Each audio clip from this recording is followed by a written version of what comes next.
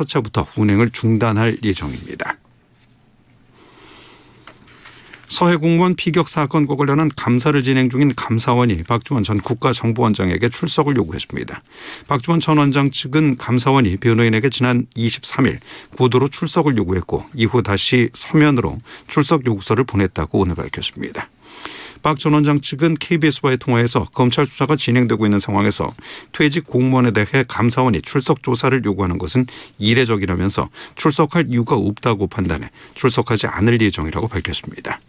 감사원은 서훈 전 청와대 국가안보실장에게도 출석 요구를 했지만 서 전 실장 역시 응하지 않은 것으로 알려졌습니다.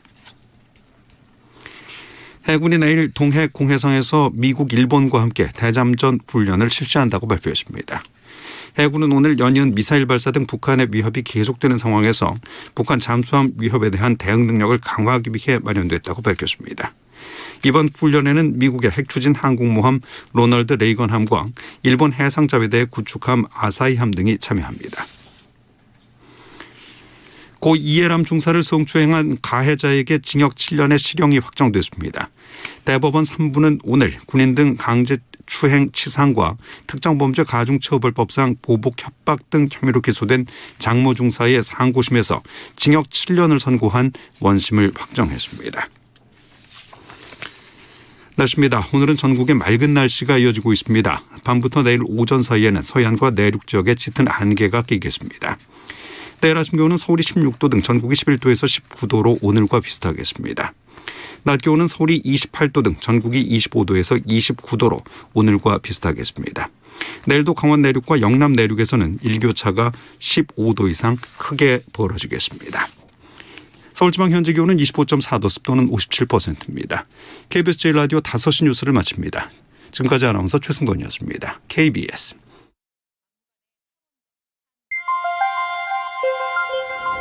대한민국 중심 채널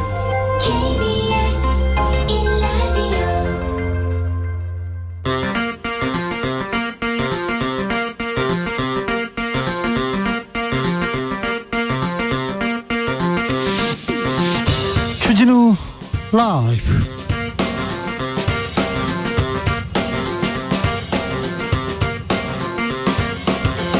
(2022년 9월 29일) 목요일입니다. 안녕하십니까, 주진우입니다. 북한이 어제 동해상으로 탄도미사일 2발을 발사했습니다. 지난 월요일에도 발사했는데 사흘 만에 또 지금 동해상에선 한미연합훈련 진행되고 있습니다. 국정원은 북한이 7차 핵실험한다면 10월 16일부터 11월 7일까지 가능성 높다고 밝혔는데요. 북한의 연이은 도발, 핵실험까지 이어질까요? 정세현 전 통일부 장관에게 물어보겠습니다. 북한이 탄도미사일을 발사한 날 러시아는 핵 버튼을 언급했습니다. 아베 총리 국장으로 일본 민심은 둘로 쫙 갈라졌고요. 유럽에서는 극우 정당 열풍 휘몰아치고 있습니다. 바람잘 날 없는 지구촌 상황, 지금은 글로벌 시대에서 짚어보겠습니다. 박진 외교부 장관 해임 건의안을 놓고 여야가 강경 대치 이어가고 있습니다. 더불어민주당은 오늘 본회의에서 처리를 하겠다고 예고했고요. 국민의힘은 대한민국 외교수장 권위 추락할 것이라고 반발하고 있습니다. 윤 대통령은 사실상 거부권 행사할 듯 시사했는데요. 이 시각 국회 상황 기자들의 수다에서 전해드리겠습니다. 나비처럼 날아 벌처럼 쏜다. 여기는 주진우 라이브입니다. 오늘도 자중차에 겸손하고 진정성 있게 여러분과 함께 하겠습니다. 9월 며칠 남지 않았습니다. 세계 최초로 순수 전기 동력 여객기, 그러니까 전기차에 이어서 전기 비행기가 하늘을 날았다는 소식이 전해졌습니다. 이스라엘 항공 스타트업 앨리스가 만든 비행기인데요. 9인승 여객기인 앨리스에는 전기차 스마트폰에 사용하던 배터리 기술 그대로 도입됐다고 합니다. 성공적인 첫 전기 비행기의 비행, 가슴이 뛰게 됩니다. 30분 충전하면 1시간 동안 815km 이렇게 비행할 수 있다고 합니다. 오, 성능도 매우 좋은 것 같은데요. 이제 충전으로 하늘길도 열리는 시대가 됐습니다. 한번 충전으로 이렇게 쭉 날아갈 수 있네요. 여러분은 충전 잘하고 계신지? 일상 속에서 나를 충전해 주겠는 것은 뭔지 이런 것도 좀 물어보고 싶습니다. 뭐만 하면 나는 아이가 한 번만 웃어주면 사랑하는 사람이 손 한 번만 잡아주면 완충된다 이런 거 있지 않습니까? 나만의 비법도 좀 알려주십시오. 잘 충전해 보겠습니다. 샵 9730 짧은 문자 50원 긴 문자 100원입니다. 콩으로 보내시면 무료입니다. 115 많이 보내주십시오. 그럼 주진우 라이브 시작합니다.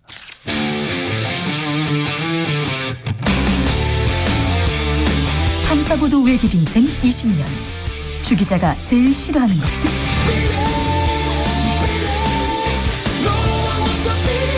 이 세상에서 비리와 부리가 사라지는 그날까지. 오늘도 흔들림 없이 주진우 라이브와 함께.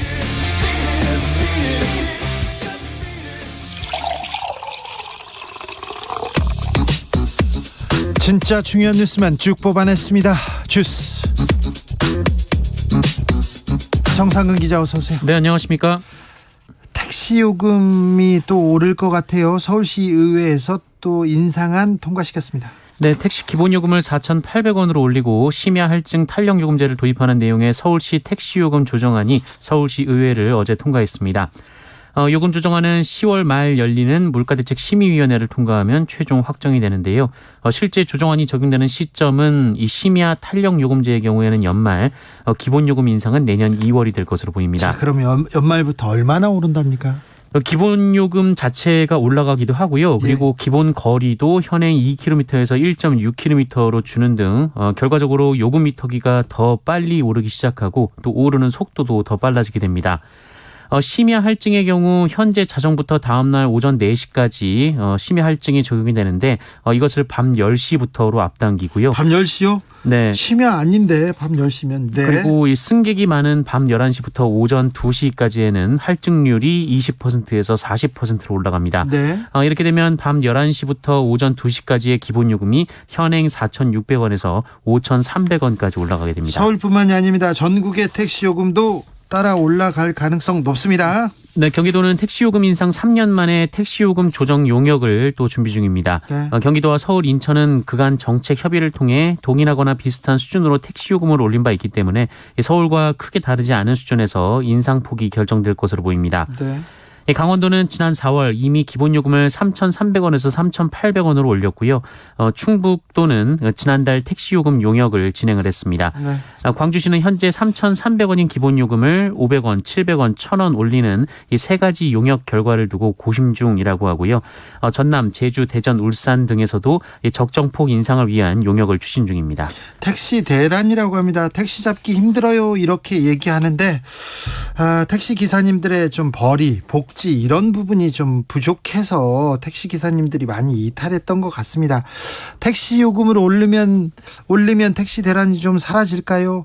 아무튼 택시 회사에서 사장님만 돈 많이 벌지 마시고 택시 기사님들 이 택시비가 올라가면 택시 기사님들도 조금 더 좀 나아질 수 있도록 그렇게 좀 해줬으면 좋겠습니다. 산학금 올리고 또 회사에서 다 떼어가면 이거 또 택시 기사님들만 그리고 또 이제 소비자죠. 국민들만 상처를 입는 그런 인상이 돼서는 안 됩니다. 대통령실에서는 오늘도 비서고 논란에 대해서 질문이 많았습니다. 기존의 입장을 고수했습니다. 네, 윤석열 대통령은 지난주 미국에서 불거진 비속어 욕설 논란에 대한 대국민 사과나 유감 표명을 검토하고 있지 않은 것으로 언론에서 보도가 나왔습니다. 네. 그리고 오늘 출근길에 윤석열 대통령에게 이 기자들이 관련 질문을 했는데요. 아무 답변도 하지 않았습니다. 대통령실 고위 관계자도 연합뉴스 인터뷰에서 해당 논란은 MBC가 의도를 갖고 완전히 자막을 조작한 사건이라고 규정하며 윤석열 대통령이 사과할 일이 뭐가 있나 이렇게 말을 했다고 하고요. 네. 또 다른 관계자는 윤석열 대통령 본인이 비속어를 절대 사용하지 않았다고 한다 이렇게 말했다고 합니다. 들은 국민들은 뭐라고 해야죠? 들은 국민들은. 그리고 또 왜 MBC만 가지고 이렇게 국기몰란 보도했다 자막을 조작했다고 하는지 다른 언론사들도 했는데 언론과 이렇게 계속 이렇게 상대하고 싸우는 듯한 모습을 보이는 게 이게 바람직한 건지도 좀 생각해 볼 일입니다. 민주당에서는 오늘 지금 박진 외교부 장관 해임 건의안 처리하겠다고 합니다. 네, 윤석열 대통령은 박진 장관은 탁월한 능력을 가진 분이고 건강이 걱정될 정도로 국익을 위해 전 세계로 동분서주하는 분이다라면서 어떤 것이 옳은지 그른지는 국민께서 자명하게 아시리라 생각한다라고 말했습니다. 말씀하신 대로 오늘 국회에서 박진 외교부 장관 해임 건의안이 처리될 가능성이 있는 가운데 사실상 해임 건의를 수용하지 않겠다라는 뜻으로 해석이 되고 있습니다. 네. 국민의힘 MBC 고발까지 합니다. 네, 국민의힘 MBC 편파 조작 방송 진상규명 TF는 오늘 MBC를 검찰에 고발한다고 밝혔습니다. 어제 항의 방문, 오늘은 검찰 고발. 네, 발음이 정확하게 들리지 않는 윤석열 대통령의 발언 관련해서 이 영상에 의도성이 담긴 자막을 달아 윤석열 대통령의 명예와 대한민국의 국격을 훼손했다라는 주장인데요. 국회 과학기술정보방송통신위원회 간사인 박성중 의원은 CBS 라디오에 출연해서 이 대통령이 바이든이라는 말을 한 적이 없는데 자체적으로 자막을 달아서 내보내는 것은 명예훼손이다라고 주장하기도 했습니다. 바이든 대통령의 명예훼손인가요? 대통령에 대한 명예훼손인가요? 이것도 좀 가려봐야 될 텐데요. 정진석 국민의힘 비대위원장 오늘 국회 교섭단체 대표연설을 했어요. 네, 정진석 비대위원장은 오늘 국회 교섭단체 대표연설에서 이 민주당이 윤석열 대통령의 해외 순방을 외교 참사로 규정하는 등 이 공세의 수위를 높이는 것과 관련해 정상 외교에 나선 대통령을 향해 마구잡이식 흠집내기를 넘어 저주와 증오를 퍼붓고 있다라고 비판했습니다. 저주와 증오를 퍼붓고 있다. 네, 정진석 위원장은 혼밥 외교에 순방 기자단 폭행까지 당했던 지난 정부 외교 참사는 까맣게 잊고 이 터무니없는 외교부 장관 해임 건의안까지 내놓았다라면서 이 무책임한 국익 자해 행위라고 주장했고요. 이 민주당은 마지막 손에 남은 의회 권력을 휘두르며 사사건건 국정에 발목을 잡고 있다라면서 기득권을 지키기 위한 망국적 입법 독재라고 주장하기도 했습니다. 망국적 입법 독재라고 거친 언사를 쏟아냈습니다. 특별히 이재명 대표에 대해서는 강하게 또 말을 이어가더라고요. 네, 관련 의혹을 언급하면서 이 스토킹 수준으로 영부인 뒤를 캐고 대표의 사법 절차를 방탄하는 데만 이 민주당이 힘을 몽땅 쓰고 있다라고 주장했고요. 예. 이재명 대표가 돈 한 푼 받지 않았다며 억울해하는데 이 박근혜 전 대통령은 돈 받아서 감옥에 보냈나라고 주장하기도 했습니다. 네, 민주당에서는 매우 공허한 연설이었다고 이렇게 폄하했습니다. 교육부 장관 후보자 지명됐어요? 네, 윤석열 대통령이 교육부 장관 후보자를 지명했습니다. 이 사회부총리 겸 교육부 장관 후보자에 이주호 전 교육과학기술부 장관이 지명이 됐습니다. 네.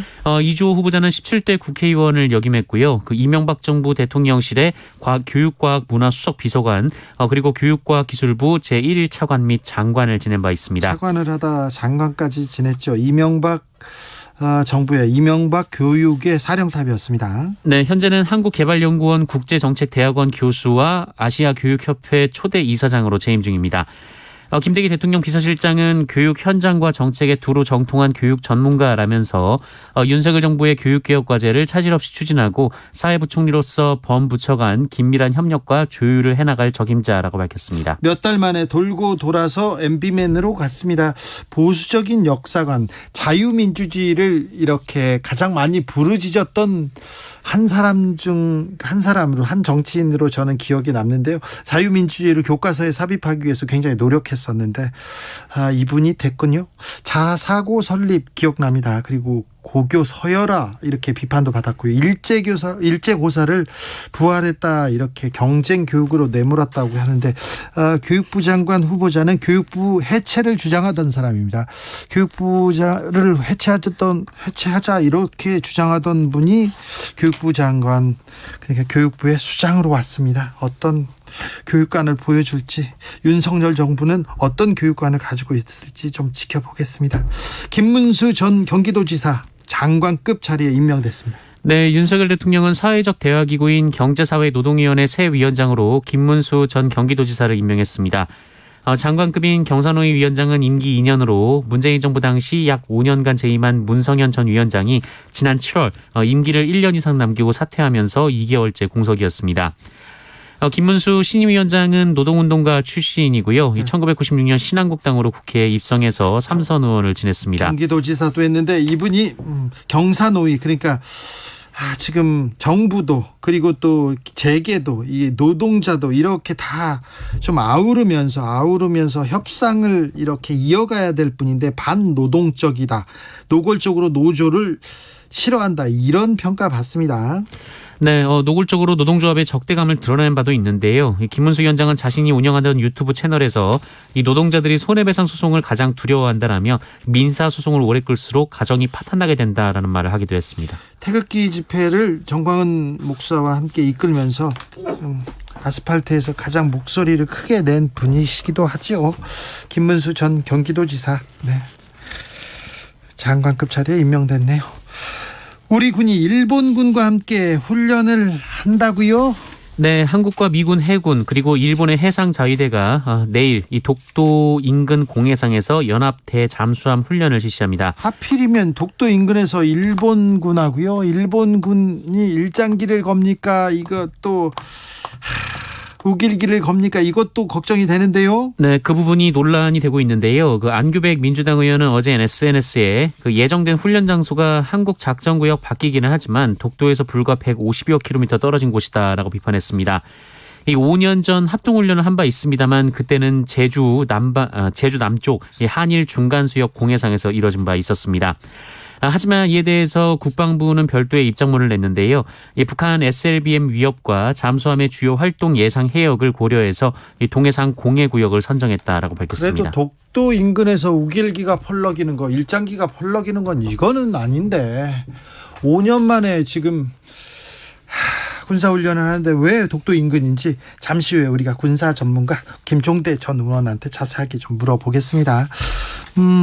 오늘 윤석열 대통령 해리스 미국 부통령 만났습니다. 네, 카멀라 해리스 미국 부통령이 오늘 한국을 방문했습니다. 현직 미국 부통령이 한국을 찾은 것은 지난 평창 동계올림픽이 열렸던 2018년 2월 이 마이크 펜스 부통령 방한 이후 4년 6개월여 만입니다. 윤석열 대통령은 오늘 해리스 부통령과 만났는데요. 윤석열 대통령은 한미동맹은 한반도를 넘어 글로벌 동맹으로 발전하고 있고 군사동맹에서 경제기술 동맹으로 확대되고 있다라며 이 경제를 강조했습니다. 이 해리스 부통령은 근 70년간 한미동맹은 한반도와 인도 태평양 지역 그리고 전 세계적으로 안보 번영의 핵심 축이 되었다라면서 안보에 방점을 찍었습니다. 네. 모두 발언 이후 접견은 비공개로 전환됐는데요. 이 비공개 접견에서는 미국 인플레이션 감축법에 따른 한국산 전기차 차별 우려 그리고 북핵을 비롯한 한반도 문제 등에 대한 대화가 오간 것으로 알려졌습니다. 또한 해리스 부통령이 어제 뉴욕타임즈 인터뷰에서 이 성평등 정책 문제를 윤석열 대통령에게 꺼낼 계획이라고 말했기 때문에 이 문제도 거론됐을 가능성이 높습니다. 네. 해리스 부통령은 오늘 저녁에 출국할 예정입니다. 검찰이 고발 사주 의혹과 관련해서 김웅 국민의힘 의원 불기소 결정했습니다. 네, 이른바 고발 사주 의혹으로 수사를 받아온 국민의힘 김웅 의원이 검찰에서 무혐의 처분을 받았습니다. 무혐의요? 네, 이 서울중앙지검 공공수사 1부는 오늘 이 공직선거법, 개인정보보호법, 형사사법 절차 전자화 촉진법, 전자정부법 위반 혐의를 받았던 김웅 의원을 불기소 처분했는데요. 김웅 의원은 손준성 당시 이 대검찰청 수사정보전체권과 지난 2020년 4월 이 총선 직전 고발을 통해 이 민주당 최강욱 의원 등 당시 여권의 부정적인 여론을 형성하기로 공모하고 여권 인사 다수에 대한 두 차례 고발장과 실명 판결문을 주고받은 혐의를 받았습니다. 현직 검사하고 검사 출신 정치인이 지금 고발장을 주고받고 서로 고발해달라, 그럼 우리가 수사하겠다 그랬는데 이게 무혐의라고요? 네, 고위공직자범죄수사처는 지난 5월 이 손준성 검사를 기소하면서 김웅 의원의 공모관계가 인정된다라고 봤습니다. 하지만 김웅 의원이 당시에는 미래통합당 후보로 민간인 신분이었기 때문에 이 사건이 검찰에 이첩이 됐던 건데요. 검찰은 그 무혐의 처분을 내린 상황입니다. 김웅 의원이 검사 출신이 아니었으면 이 결과가 이대로 나왔을까요? 검찰이 공정하지 않다 이렇게 생각하기 때문에 공수처가 생겼습니다. 그런데 공수처도 이 사건에 대해서 좀 능력을 보여주지 못하고 있고요. 검찰은 검사 출신 전 검찰 간부였던 김웅 의원을 기소하지 않기로 결정했습니다. 이거 국민이 어떻게 받아들일지 검사님들 좀 생각하셔야 됩니다. 검찰총장, 법무부 장관 이런 거 생각해야 됩니다. 검사들이 뭘 해도 안 믿겠어요. 당신들이 공정합니까? 이렇게 얘기하는데 김학의 그다음에 이 건도 마찬가지인데요. 조금 국민이 검찰을 공정하고 공평하고 법과 원칙에 따른다 이렇게 생각하지 않는다는 거 좀 유념하셔야 됩니다.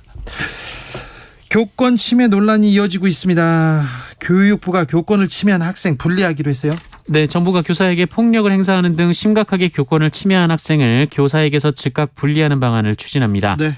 그동안 중대하고 긴급한 교권 침해 사안이 발생했을 경우 교사가 특별 휴가를 써서 학생과의 접촉을 피하는 경우가 많았는데요. 네.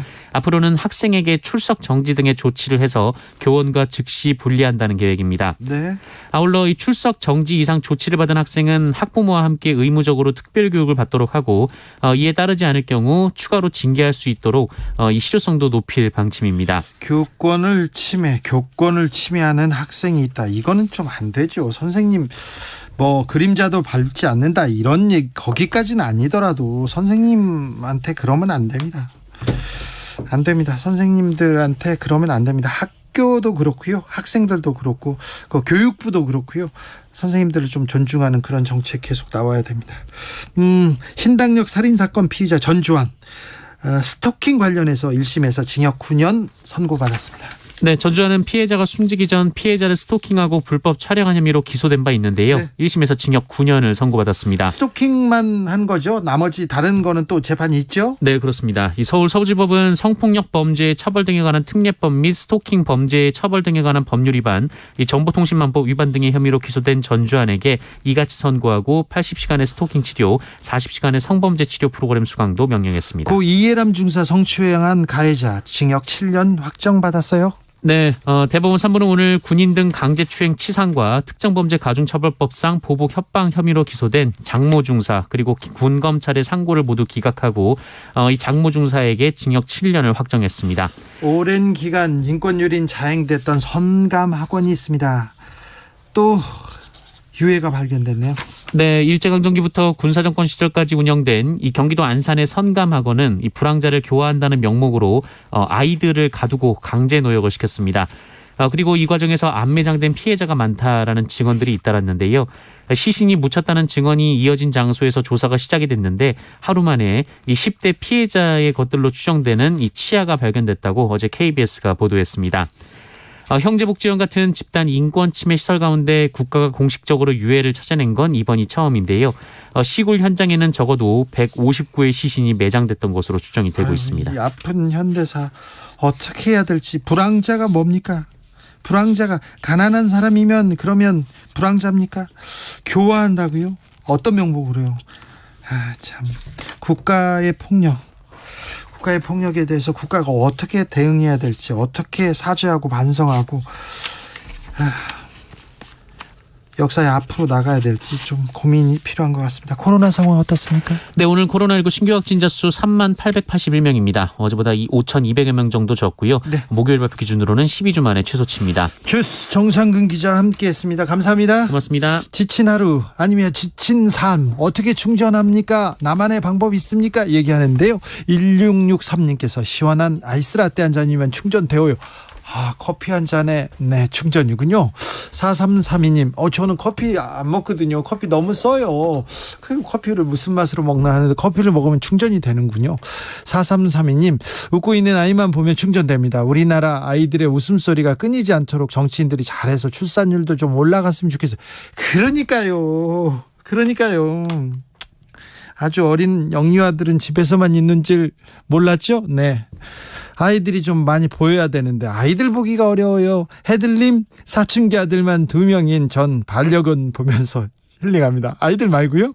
밖에서 박김치가 되어 들어가도 꼬리가 떨어져라 흔들면서 반겨주는 모습, 미소가 절로 나와요. 현동아 사랑해 얘기합니다. 아니 아이들도 있는데 아이들 말고 반려견? 네, 알겠습니다. 3123님 저희 피로 회복제는 웨이트 운동입니다. 더 필요할 것 같지만 절대 그렇지 않습니다. 운동 후 샤워, 개운함이 덤입니다. 그런데 훌륭하십니다. 왜 그렇게 돈 내고 가서 혼나면서 운동하시는지 모르는데 또 운동이 주는 또 즐거움이 있죠. 많이 하세요. 저는 안 할래요. 네. 4651님 월급쟁이 최고의 충전은 월급 아닐까요? 스쳐 지나가는 통장이 돼도 텅장이라고 하죠. 텅장이 되어도 한 달 참은 보람 보람된 가치가. 그래서 오늘도 충전하는 날을 고대하고 기다리면서 열심히 삽시다. 그것도 그렇군요. 저는 월급 타는 날이 제일 싫었거든요. 통장 열어보면 영원인데 뭘 그걸 또 기다릴 필요도 없어요. 카드 회사가 열심히 가져가더라고요. 그래가지고 별로 싫었는데 그렇게 월급날 또 직장인들의 즐거움이죠. 6663님, 요즘 정치권 돌아가는 것을 보면요, 있는 에너지도 막 팍팍 방전됩니다. 정치권 제발 정신 차리세요. 정치권에선 정치권을 보고 충전하기는 매우 힘들죠. 그러니까 네, 정치권이 좀 정신 차려야 될 텐데. 네, 그렇게요. 네, 교통정보 알아볼게요. 정현정 씨. 오늘도 한낮 서울 기온이 27도까지 오르면서 꽤 더웠는데요. 퇴근길 무렵에는 서늘해질 수 있어서 일교차에 유의하셔야겠습니다. 퇴근길에 겉옷 하나 꼭 챙겨주시고요. 퇴근 시간이 가까워지면서 도로 위에 정체 구간이 늘었습니다. 경부고속도로는 서울 쪽인데요. 천안에서 북천안까지 8km 구간 정체고요. 남사진유에서 동탄분기점까지도 막히고 있습니다. 반대 부산 쪽입니다. 삼양터널 부근에서 옥천 1터널 부근까지는 2차로가 작업으로 막혀 있습니다. 경인고속도로는 서울 쪽입니다. 서인천에서 부평까지와 인천요금소에서 이어서 막히고요. 반대 인천 쪽으로는 부평에서 서인천까지 천천히 갑니다. 서해안고속도로 목포 방향으로 웅천터널 부근 2차로에서는 사고가 나서 처리하고 있고요. 줄포 부근 2차로에서도 막혀 있습니다. 작업의 영향입니다. 중부고속도로 하남 쪽으로 일죽 부근부터 막히기 시작했습니다. 사고 나지 않도록 앞차와의 안전거리 꼭 유지하시기 바랍니다. KBS 교통정보센터에서 정현정입니다.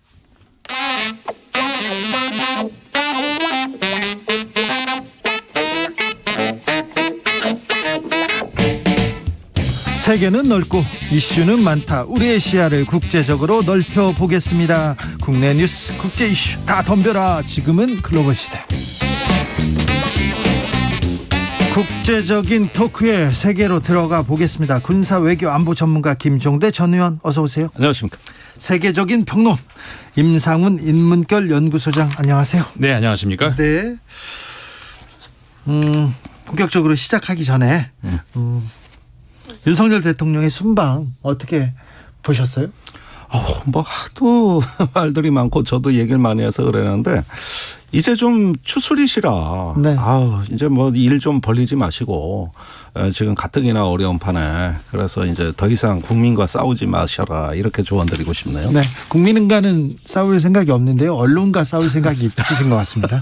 임상훈 소장님 어떻게 보셨습니까? 순방. 그러니까 그 외교 뭐 다 알 수는 없잖아요. 네. 그러면 조금만 그 낮췄으면 좋겠어요.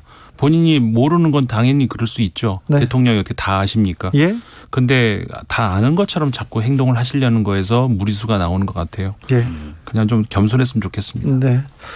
뭐 외교 뭐 통상 이런 부분은 모르죠. 검사 출신이고 검사였는데 뭐 잘 알 수 없죠. 국민이 이해하잖아요. 예, 모를 수 국민들도 있죠. 이해합니다. 실수하는 것도 이해하는데 빨리 이 국면에서 넘어가셨으면 언제까지 순방에 꼬리를 잡고 계시는지 참 그렇습니다. 김종대 의원님 이거 하나 물어볼게요. 일본 군함이 독도 근해에서 훈련하는 거 있지 않습니까? 네. 5년만이라는데 5년 전에는 그래도 제주도 저쪽 밑에서 했죠. 네, 남방입니다. 그런데 이번에는 동해상에서 합니까? 네. 사실 이번에 하는 훈련은 이게 묘한 게 안규백 의원이 공개한 거거든요. 예. 근데 인수위 이래로 이 정부는 일본하고 군사훈련을 합의된 거 없다 하고 명확히 선을 그어왔는데 어느새 합의가 돼 있었다는 얘기고 그다음에 그냥 이번에 넘어가려다가 민주당 의원을 통해 가지고 이게 공개된 거다. 예. 이랬을 때 도대체 일본하고 무슨 얘기를 지금까지 나눠왔는가 이런 부분에도 궁금증이 고조된다고 할 수 있고요. 예. 그다음에 이번에는 대잠수함 훈련이니까 일본이 대잠수함 능력은 한국을 압도합니다. 거기 해상 초격이라든가 구축함이라든가 우리를 아주 압도하는 대잠수함 능력을 갖고 있기 때문에 아무래도 이런 훈련을 하게 되면은 좀 우리가 보조적인 위치에 끌려다니지는 않을까. 조금 더 이런 어떤 주변 해역에서의 어떤 그 군사 정세랄거나 할까 이런 것들은 좀 우리가 주도돼서 거기에 일본의 어떤 제한된 개방을 해줘야 되는데 사실은 이 공해라고는 합니다만은 대잠수함전 훈련을 같이 한다. 일단 훈련의 수준도 높고 굉장히 놀랍다. 이렇게밖에 말씀드릴 수 없네요. 이명박 정부 때였던가요? 일본하고 이렇게 군사훈련도 하고 정보 공유도 하고 계속해서 일본과의 관계에 대해서 굉장히 좀 네.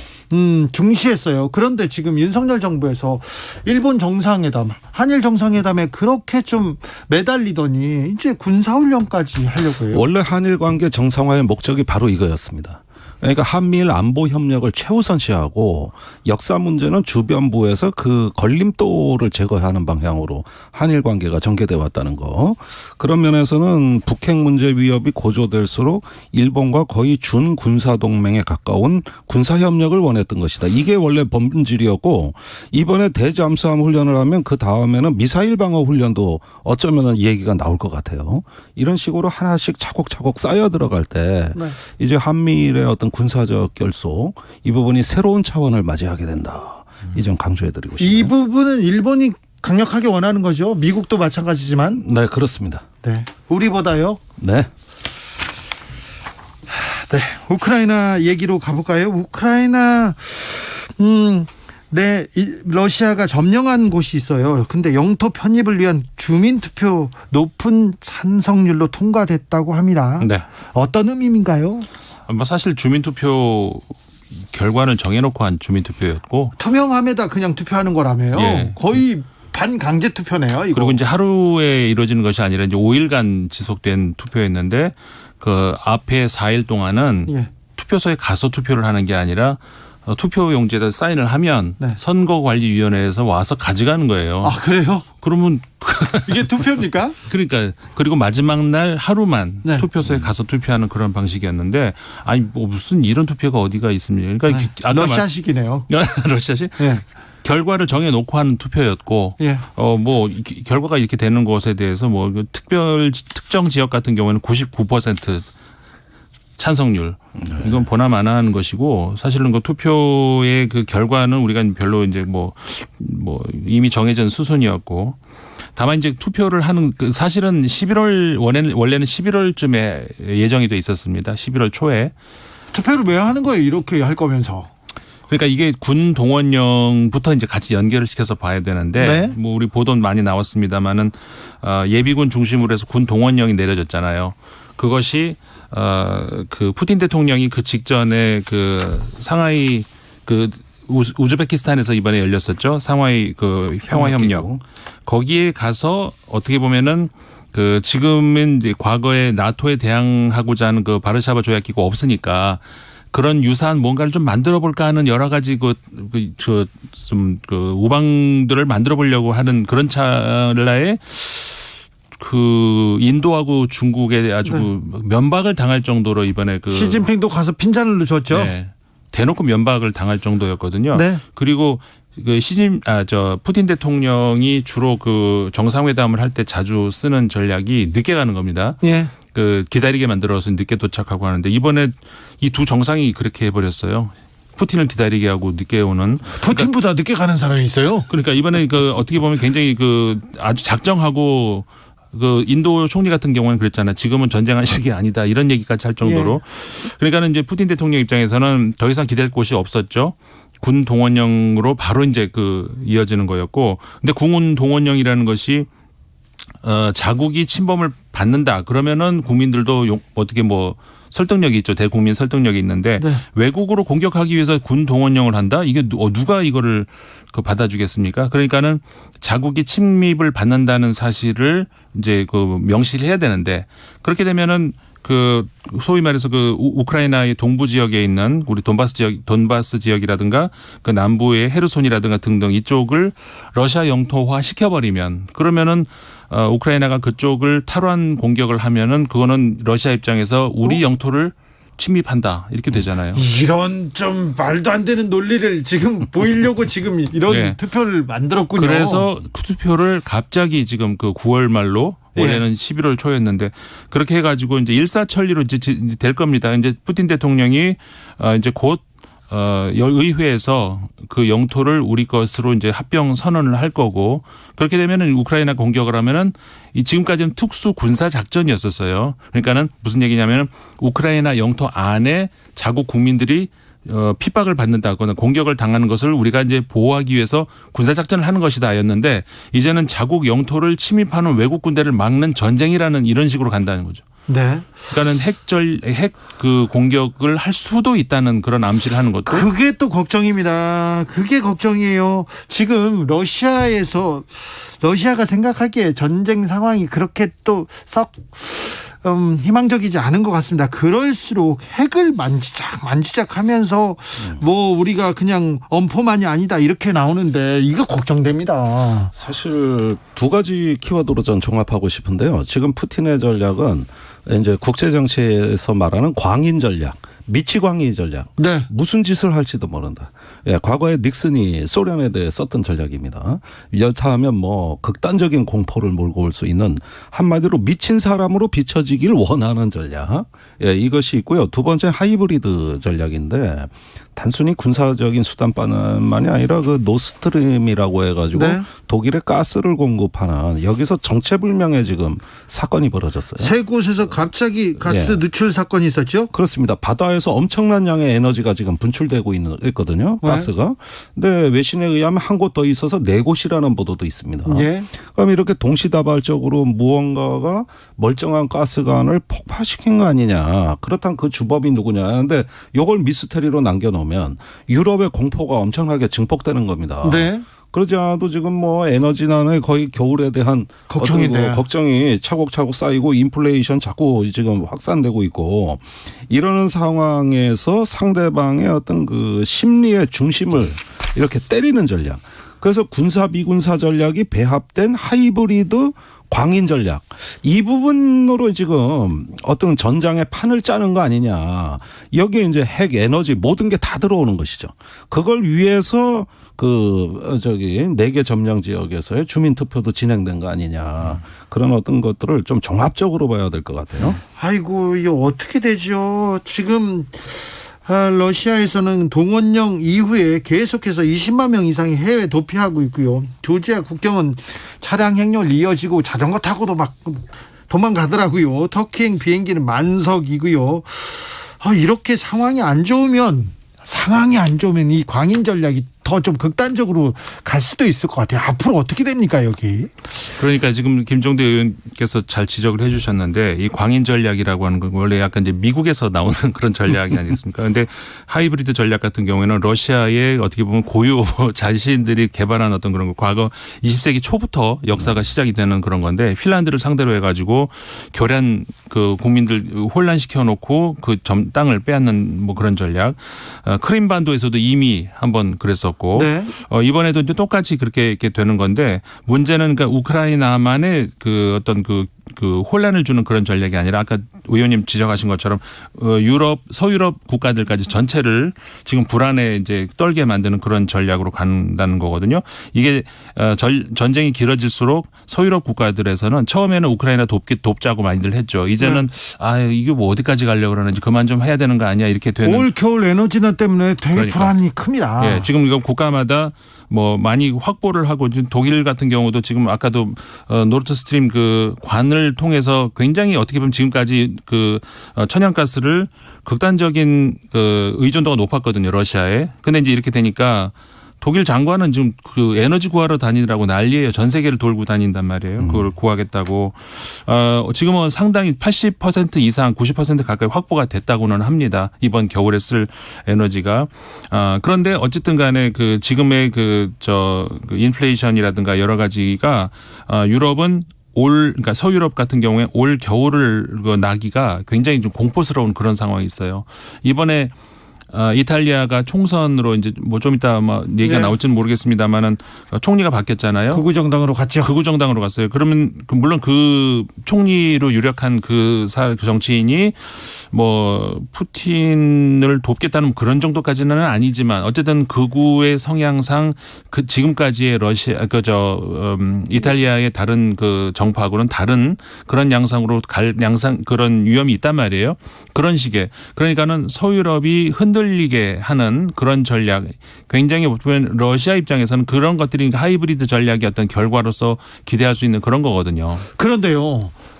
유럽이 지금 에너지난 그리고 올 겨울 어떻게 할까 걱정이고 외교부 장관이 그 에너지를 구하러 다닌다면서요. 우리는 괜찮습니까? 자, 이 부분에 대해서 일단 한반도하고 직접 연결되는 대목이 있습니다. 그 북한의 최근의 핵무력 정책법은 정확하게 러시아 전략에 대한 모방입니다. 그래요. 그러니까 김정은식 전략 감각이라는 거는 작년의 경우에는 말이죠. 그 핵은 손에 쥐고 있지만은 말은 착하게 했어요. 그러니까 미국과 남조선은 우리 적이 아니다. 네. 전쟁 가능성 그 자체가 적이다. 네. 이 핵은 방어용이다. 예. 그러니까 핵무기 그 나쁜 걸 갖고 있으면서 말은 착하게 했는데 올해 들어와 가지고 거칠어졌죠. 핵무기는 본래 억제 목적에 구속되지 아니한다. 그러면서 핵무기 사용 조건을 영토가 침탈당하고 국가가 상대한 어떤 인민의 안전이 위협을 받았다라든지 지휘부가 공격받았을 때 이때는 핵을 적극적이고 선제적으로 사용한다고 아예 법으로 정해버린 거거든요. 그런데 지금 북한의 입장에서도 푸틴이 어떤 조건에서 핵을 사용하는가 이런 부분을 면밀하게 볼 겁니다. 근데 푸틴이 하는 말이 북한의 핵무력정책법에 다 나와 있어요. 지금 그 메드베토프 그 국가안보회의 부의장이 한 말이 뭐냐면은 영토가 재래식 무기에 의해서 자신들의 어떤 침탈을 받고 국가의 존립이 위태스러우면 러시아는 핵무기를 사용할 권한이 있다. 이렇게 얘기하고 그걸 텔레그램에 게재를 해버렸다고 네. 합니다. 그러니까 지금의 핵의 억제력에 대한 개념이 바뀌고 있는 거예요. 과거의 핵은 보유하고 있음으로써 오히려 사용하지 않아도 억제력이 더 효과가 큰 건데 지금은 쓸 수 없는 핵은 억제력이 아니다. 실전에서 쓸 수 있는 핵이어야 된다 하면서 저위력 핵무기 우리식으로 얘기하면 전술 핵무기를 만지작거리고 있는 거거든요. 그 전술 핵이 1kg톤에서 100kg톤까지입니다. 히로시마에 떨어진 나가사키 히로시마에 떨어진 게 10kg톤인데 그 10배도 전술 핵이라는 거거든요. 아이고. 그러니까 이게 참 어떤 점에서는 일단은 이 기존의 냉전 시대 때 가졌던 핵전쟁에 대한 기본 개념이 흔들리고 있는 거예요. 의원님이 그 분야 전문가시니까 저도 여쭤보고 싶은 게 아닌데 지금은 전술핵, 전략핵이 큰 의미가 없다면서요. 아까 말씀하신 것처럼 전술핵이 너무나 강력한 그런 단계이기 때문에. 그런데 이제 그 전술핵이란 말은 미국에서 거부하는 용어입니다. 왜냐하면은 택티컬 웨펀, 뉴클리어 웨펀 이렇게 전술핵이라 그러면 실전에 쓸 수 있다는 뜻으로 들리기 때문에 이거는 아예 말도 못 꺼내게 하고 대신 저위력 핵무기라고 쓰거든요. 또는 비전략적 핵사용이라고 하는데 이거 다 말장난입니다. 사실 미국엔 전술핵이 거의 없어요. 오로지 러시아가 압도적인 우위를 보이는 게 이거 하나인데 러시아는 2,000개가 넘습니다. 전술핵 탄도만 하더라도. 그러니까 이걸 이번에 발사하느냐. 그러니까 푸틴이 미친 척하는 거냐 진짜 미친 놈이냐. 이런 부분에 대한 우리의 면밀한 관측도. 비속어 저희들은 절대 죄송합니다. 바로 사과합니다. 저희들은 사과합니다. 잘 들었습니다. 네, 요즘 잘 대통령이 그러시니까 저도 말이 거칠어져서. 알겠습니다. 잘 들렸습니다. 그래서 죄송합니다. 이 부분에 대해서 러시아가 유일하게 압도적 우위를 보이고 있는 분야가 바로 이 작은 저위력의 핵무기이기 때문에 이 부분이 이제 전진 배치만 돼도 사용이 안 돼도 이거는 위협적인 것이죠. 네. 푸틴은 미친 전략을 쓰는지 진짜 미친 사람인지 잘 모르겠으나 아무튼 핵무기를 막 만지작하고 막 발언한다. 이거 굉장히 전 세계 평화의 위협입니다. 훈성님께서 러시아는 미치광이 작전, 북한은 고슴도치 작전 아닌가요? 그럼 대한민국은 어떤 작전을 준비해야 하나요? 물어봅니다. 오늘 판문점을 해리스 미국 부통령이 갔더라고요. 그래서 북한은 악랄한 독재 정권이다. 불법 무기 프로그램 보유하고 있다. 이렇게 얘기하는데 가서 그냥 의례상 이렇게 하는 얘기인가요? 아무래도 뭔가 그동안에 이제 미국이 확장 억제력을 제공한다 하면서 이제 동맹 관리를 해왔습니다만은 사실상 크게 내용적으로 진척된 게 없습니다. 그럴 때 이번에 해리스 부통령이 한국에 와서 어떤 강경한 메시지를 내므로써 곧 있을 한미연합훈련과 더 나아가서는 북한의 핵실험에 대한 사전 경고 의미가 아닌가 생각이 되네요. 올 겨울 우리는 에너지 대란 뭐 이런 거 조금 잘 대비하고 있겠죠. 걱정 안 해도 되겠죠. 서유럽 같은 그런 정도의 위기는 아닐 거라고 보여지는데 뭐 어쨌든 간에 올 겨울 굉장히 조심해야 되는 건 맞을 것 같습니다. 전 그래요. 세계적으로 지금 그 에너지 가격이 올라갔다 내려갔다 하는데 네. 치솟았다 다시 떨어졌다 하잖아요. 네. 그 이외에 다른 어떤 그 천연 재료들도 마찬가지입니다만은 또 가격이 어떻게 될지 모르는 것이고 네. 좀 조심할 필요는 있는 것 같아요. 우리 외교부 관리들 이런 국민의 목소리 좀 잘 들었다가 정확하게 조금 대비해 주셔야 되는데 걱정입니다. 일본으로 좀 가보겠습니다. 일본은 지금 아베 신조 전 총리 국장 때문에 그냥 국민이 완전히 쫙 갈라졌더라고요. 국론이. 일본이 이런 애가 별로 없는데요. 왜 이렇게 일본의 조문외교 완전 실패했네요. 예, 실패한 외교로 보입니다. 이것 때문에 기시다 후미오 총리의 지지율도 네. 거의 12% 이상 폭락을 했다는 게 일본 현지 보도고요. 예. 12%포인트. 예. 그다음에 오기로 한 G7 주요국 정상도 하나도 안 왔어요. 안 왔고요. 그다음에 4,300명한테 초청을 했는데 그 자리도 다 못 채웠고. 네. 빈자리가 많더라고요. 예, 빈자리가 많고 무엇보다도 국민 여론입니다. 이걸 왜 일본 국민이 반대할까? 여러 가지 언론을 종합해 보면은 이런 얘기 같아요. 뭐 여기에 쓰인 비용도 비용이지만은 무엇보다도 왜 조문을 강요하냐. 국장이라고 하면 이건 학교나 관공서 같은데 당연히 조문을 해야 되는 거거든요. 그러니까 이런 식으로 왜 조문하고 싶은 사람 자기가 마음에 우러나서 하는 게 조문이지 이걸 왜 국가적으로 국민한테 강요하느냐 이런 부분에 대한 심리적 저항이 존재하는 것 같고요. 예. 또 아베가 정말 존경할 만한 인물이냐 이런 재평가도 나오고 있어요. 그렇죠. 그건 재평가는 해야죠. 그런데 일본 국민이 정부에서 또 정치인들이 하자 그러면 잘 따라가잖아요. 그런데 이번엔 좀 달라요. 저는 이게 그러니까는 일본 정치권의 어떤 지금까지의 오판 착각 아니었나 싶은 생각이 들거든요.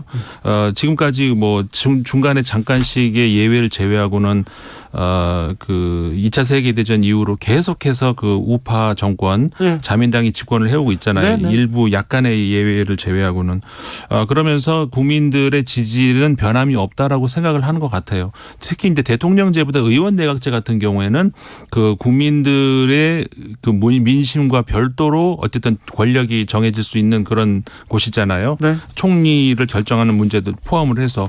근데 이런 것에서 자신들이 결정을 하면은 국민들은 그냥 따라와 준다는 그런 착각을 하고 있는 것 아닌가. 지금까지의 모든 정파들 사이에서 이제 결정을 하고 그러면 그대로 이제 이루어지고 했었으니까. 근데 이번 같은 경우에는 지금 의원님 지적하신 것처럼 아니 왜 그거를 우리가 하자는 대로 따라가야 되느냐라고 하는 그런 것들을 정치권이 미리 예상을 못했던 그런 얘기했던 것 같아요. 그런 것 같습니다. 아비 총리가 사망했던 어떤 이유가 된 것을 하나 꼽히는 어떤 정치권과 특정 종교와의 결탁 문제 이런 것들도 하나도 해결되지 않고 있는데 그걸 국장으로 그냥 밀고 간다라고 했을 때 일본은 해결하지 않고 그냥 조용히 넘어가는 그런 좀 경향도 좀 있지 않습니까? 네. 그게 이번에 좀 터져 나온 것 같습니다. 이탈리아에서는 100년 만에 극우 총리가 탄생했습니다. 가장 위험한 여성 총리라고 여자 무솔리니라고 불리는 조르자 멜로니 이탈리아 형제들 대표인데요. 이거 유럽의 극우 정당 바람이 붑니다. 스웨덴도 그렇고요. 다른 데도 그렇고 프랑스에서도 계속 세력을 넓혀가고요. 이거 어떻게 봐야 됩니까? 한동안 갈 것 같아요. 네. 이게 오스트리아가 그랬고 네. 여전히 이제 위험 요소가 있고 스웨덴이 말씀하신 것처럼 최근에 극우 정당으로 정권이 넘어갔고 이탈리아가 또 이번에 됐고 이게 이제 한동안은 계속 이 바람이 계속 유지될 것으로 보이는데 특히 이탈리아 같은 경우가 사실 굉장히 불안했었던 것이고 이탈리아의 정치권이 다른 곳보다도 더 좀 불안한 이유가 2차 세계대전 이후로 지금까지 사실 아까 이제 일본하고도 비슷한데 의원 내각제의 그런 국가로서 뭐라고 할까요? 그러니까 마셜 플랜으로 도움을 받으면서 좌파 정권이 완전히 몰락을 해버린 다음에 우파 정권이 30년 이상 독재를 해왔단 말이에요. 네. 우리가 이제 뭐 이탈리아 하면 마피아 얘기하고 하는데 이런 것들도 다 거기에 연관이 돼 있다는 것이죠.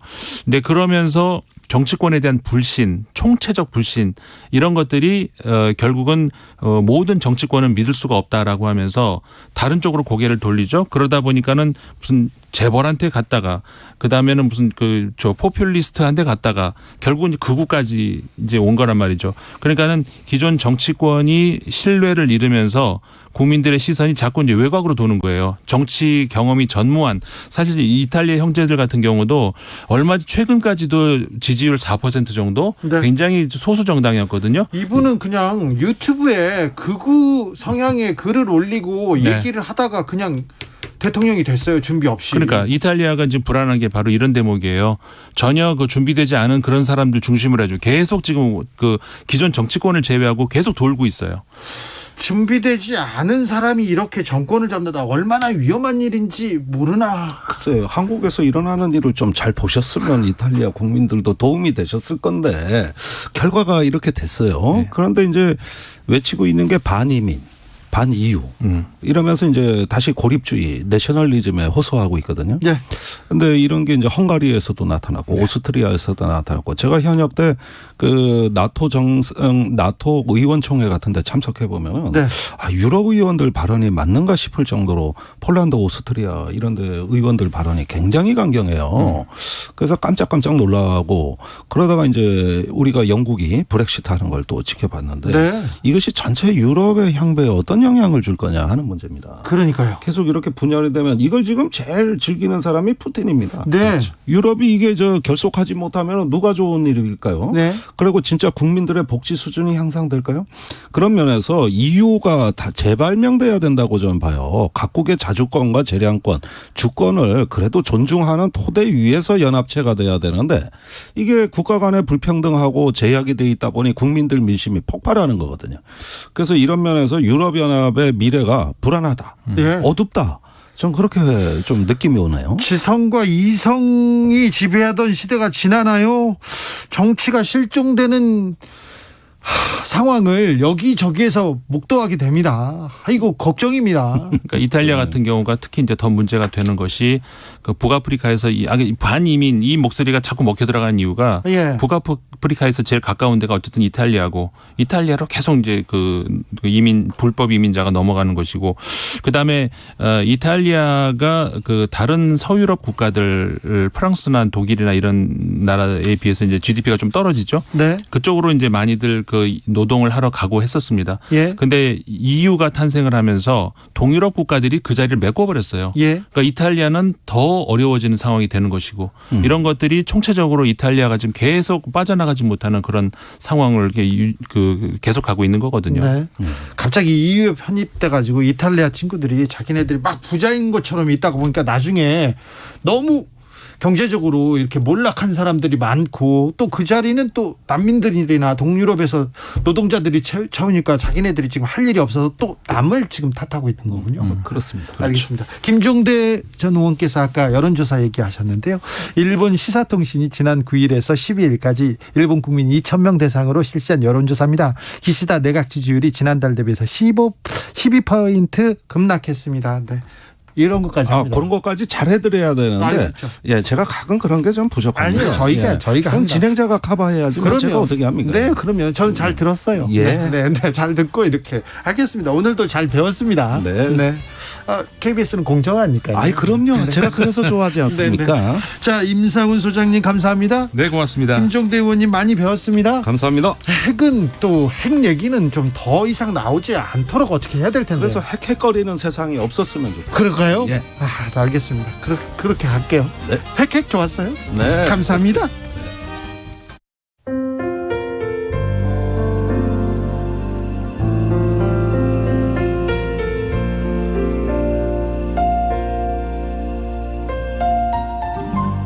KBS 라디오 연중기획 희망충전 대한민국 501번째 이야기.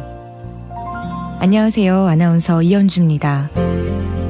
고등학교 1학년 성민이와 2살 터울의 남동생은 날이 어둑해져도 집안의 불은 켜지 않고 숨을 죽인 채 생활합니다. 빚을 독촉하는 채권자들과 밀린 월세를 받으러 집에 찾아오는 주인 아저씨를 피하기 위해서인데요. 언제쯤이면 이 생활이 끝날지 답답하기만 합니다.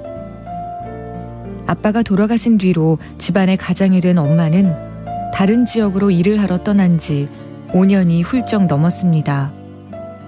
몇 달에 한 번씩 집에 들르긴 하지만 그마저도 오래 함께할 수 없기에 속상합니다.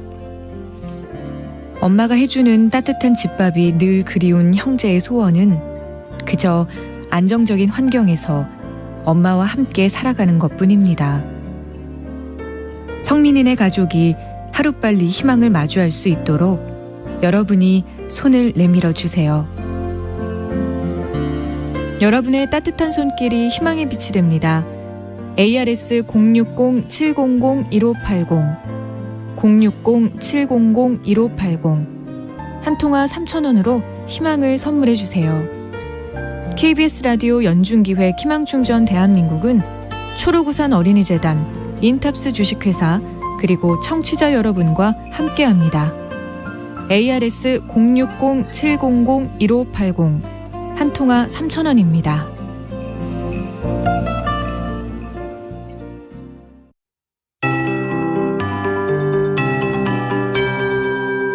KBS 58분 날씨. 천고마비의 달 10월을 내일 단 하루 남겨두고 있습니다. 오늘 경주 29.9도를 최고로 해서 이 남부지방의 양산, 대구, 보성, 의령 등엔 28, 9도대의 기온이 나왔습니다. 좀 더웠고요. 예년 기온을 웃도는 곳이 많았습니다. 서울은 26.5도의 낮 최고 기온을 최고 기록했습니다.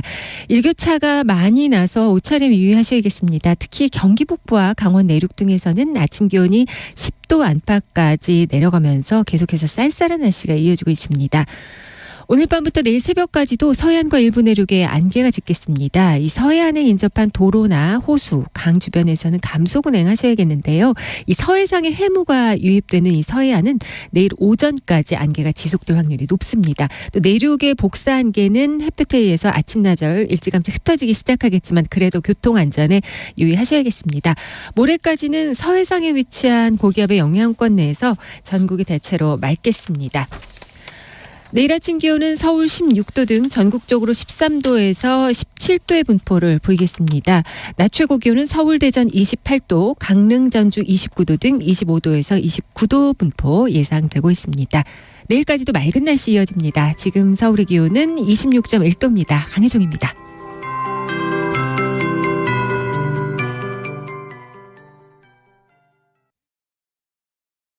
정성을 다하는 국민의 방송 KBS가 6시를 알려드립니다. AM 711kHz, FM 97.3MHz, KBS 1라디오입니다. HLKA.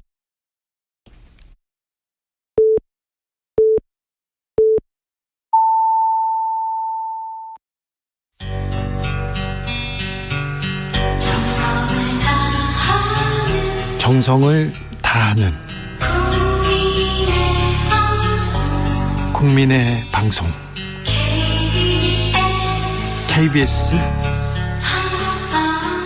주진우 라이브. 그냥 그렇다고요. 이 시각 라디오 정보센터 뉴스입니다. 국회는 오늘 오후 6시 본회의를 소개합니다. 본회의에서는 더불어민주당이 발의한 박진 외교부 장관 해임 건의안이 상정돼 표결에 붙여질 것으로 보입니다.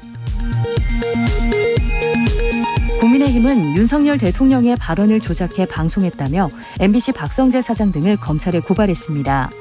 MBC는 조작하지 않았다고 반박하며 부당한 탄압에 굴하지 않겠다고 밝혔습니다. 윤석열 대통령은 해리스 미국 부통령과 만나 미국 인플레이션 감축법에 대한 우려를 전달했습니다. 한편 윤 대통령은 교육부 장관 겸 사회부총리에 이주호 전 교육과학기술부 장관을 내정했습니다. 대통령 직속 경제사회노동위원회 위원장에는 김문수 전 경기도지사를 임명했습니다. 방한 중인 해리스 미국 부통령은 오늘 최전선 비무장지대를 방문하고 북한에 맞서 아시아 동맹국의 안보 수호를 위한 미국 바이든 행정부의 의지를 재확인했습니다. 해리스 부통령은 북한에는 악랄한 독재 정권, 불법적인 무기 프로그램, 인권 침해가 있다면서 미국은 북한의 위협이 없는 세계를 추구한다고 강조했습니다.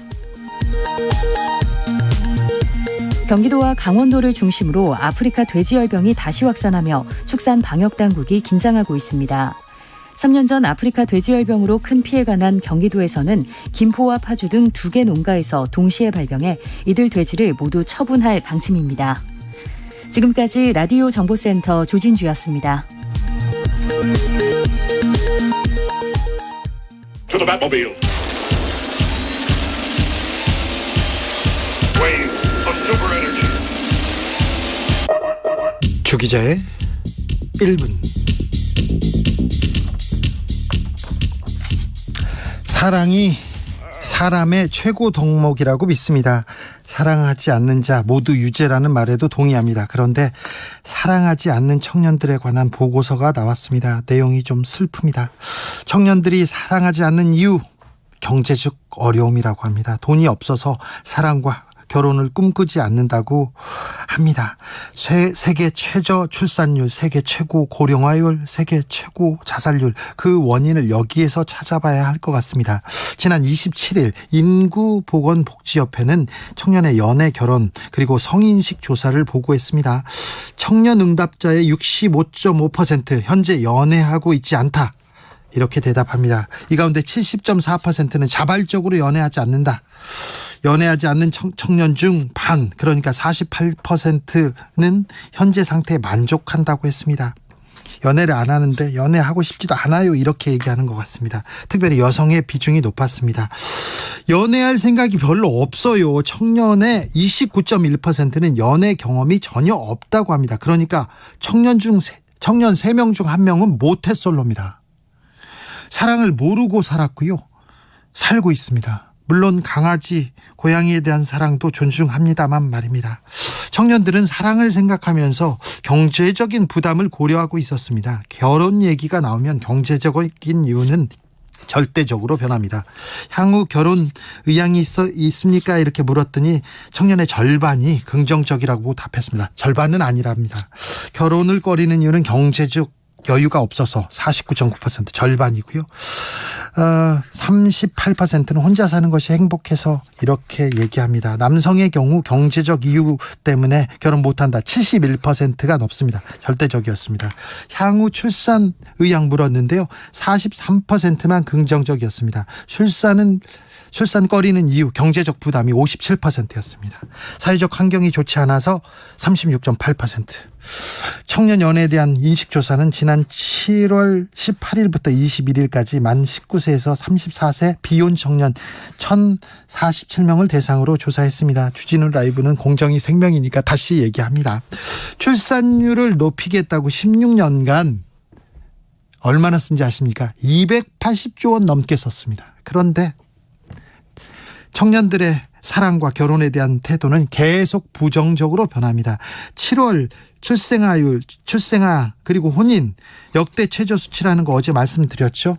여기에 최악의 자살국가라는 굴레에서도 벗어나지 못하고 있습니다. 하루 평균 자살자는 36.6명, 그러니까 39분에 1명씩 자살하고 있습니다. 지금도 옆에서.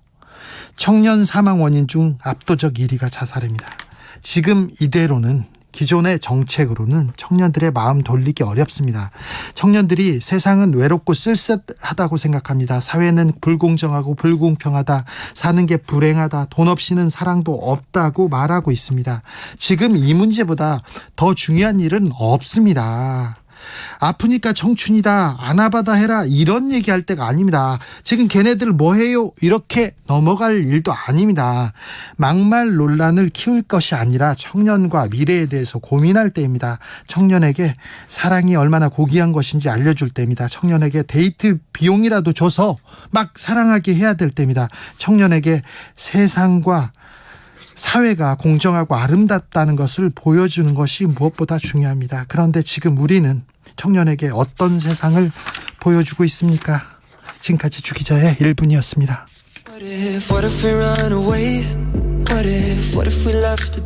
트로이 시반, 유스.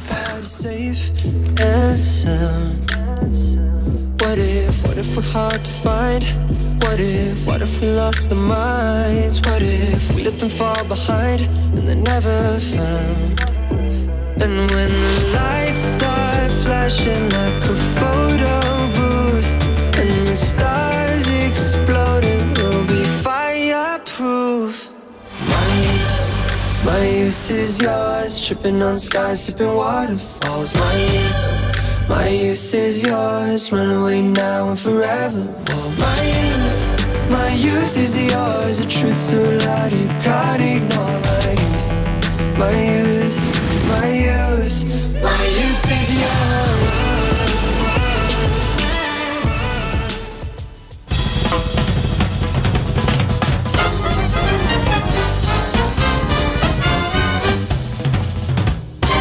훅 인터뷰.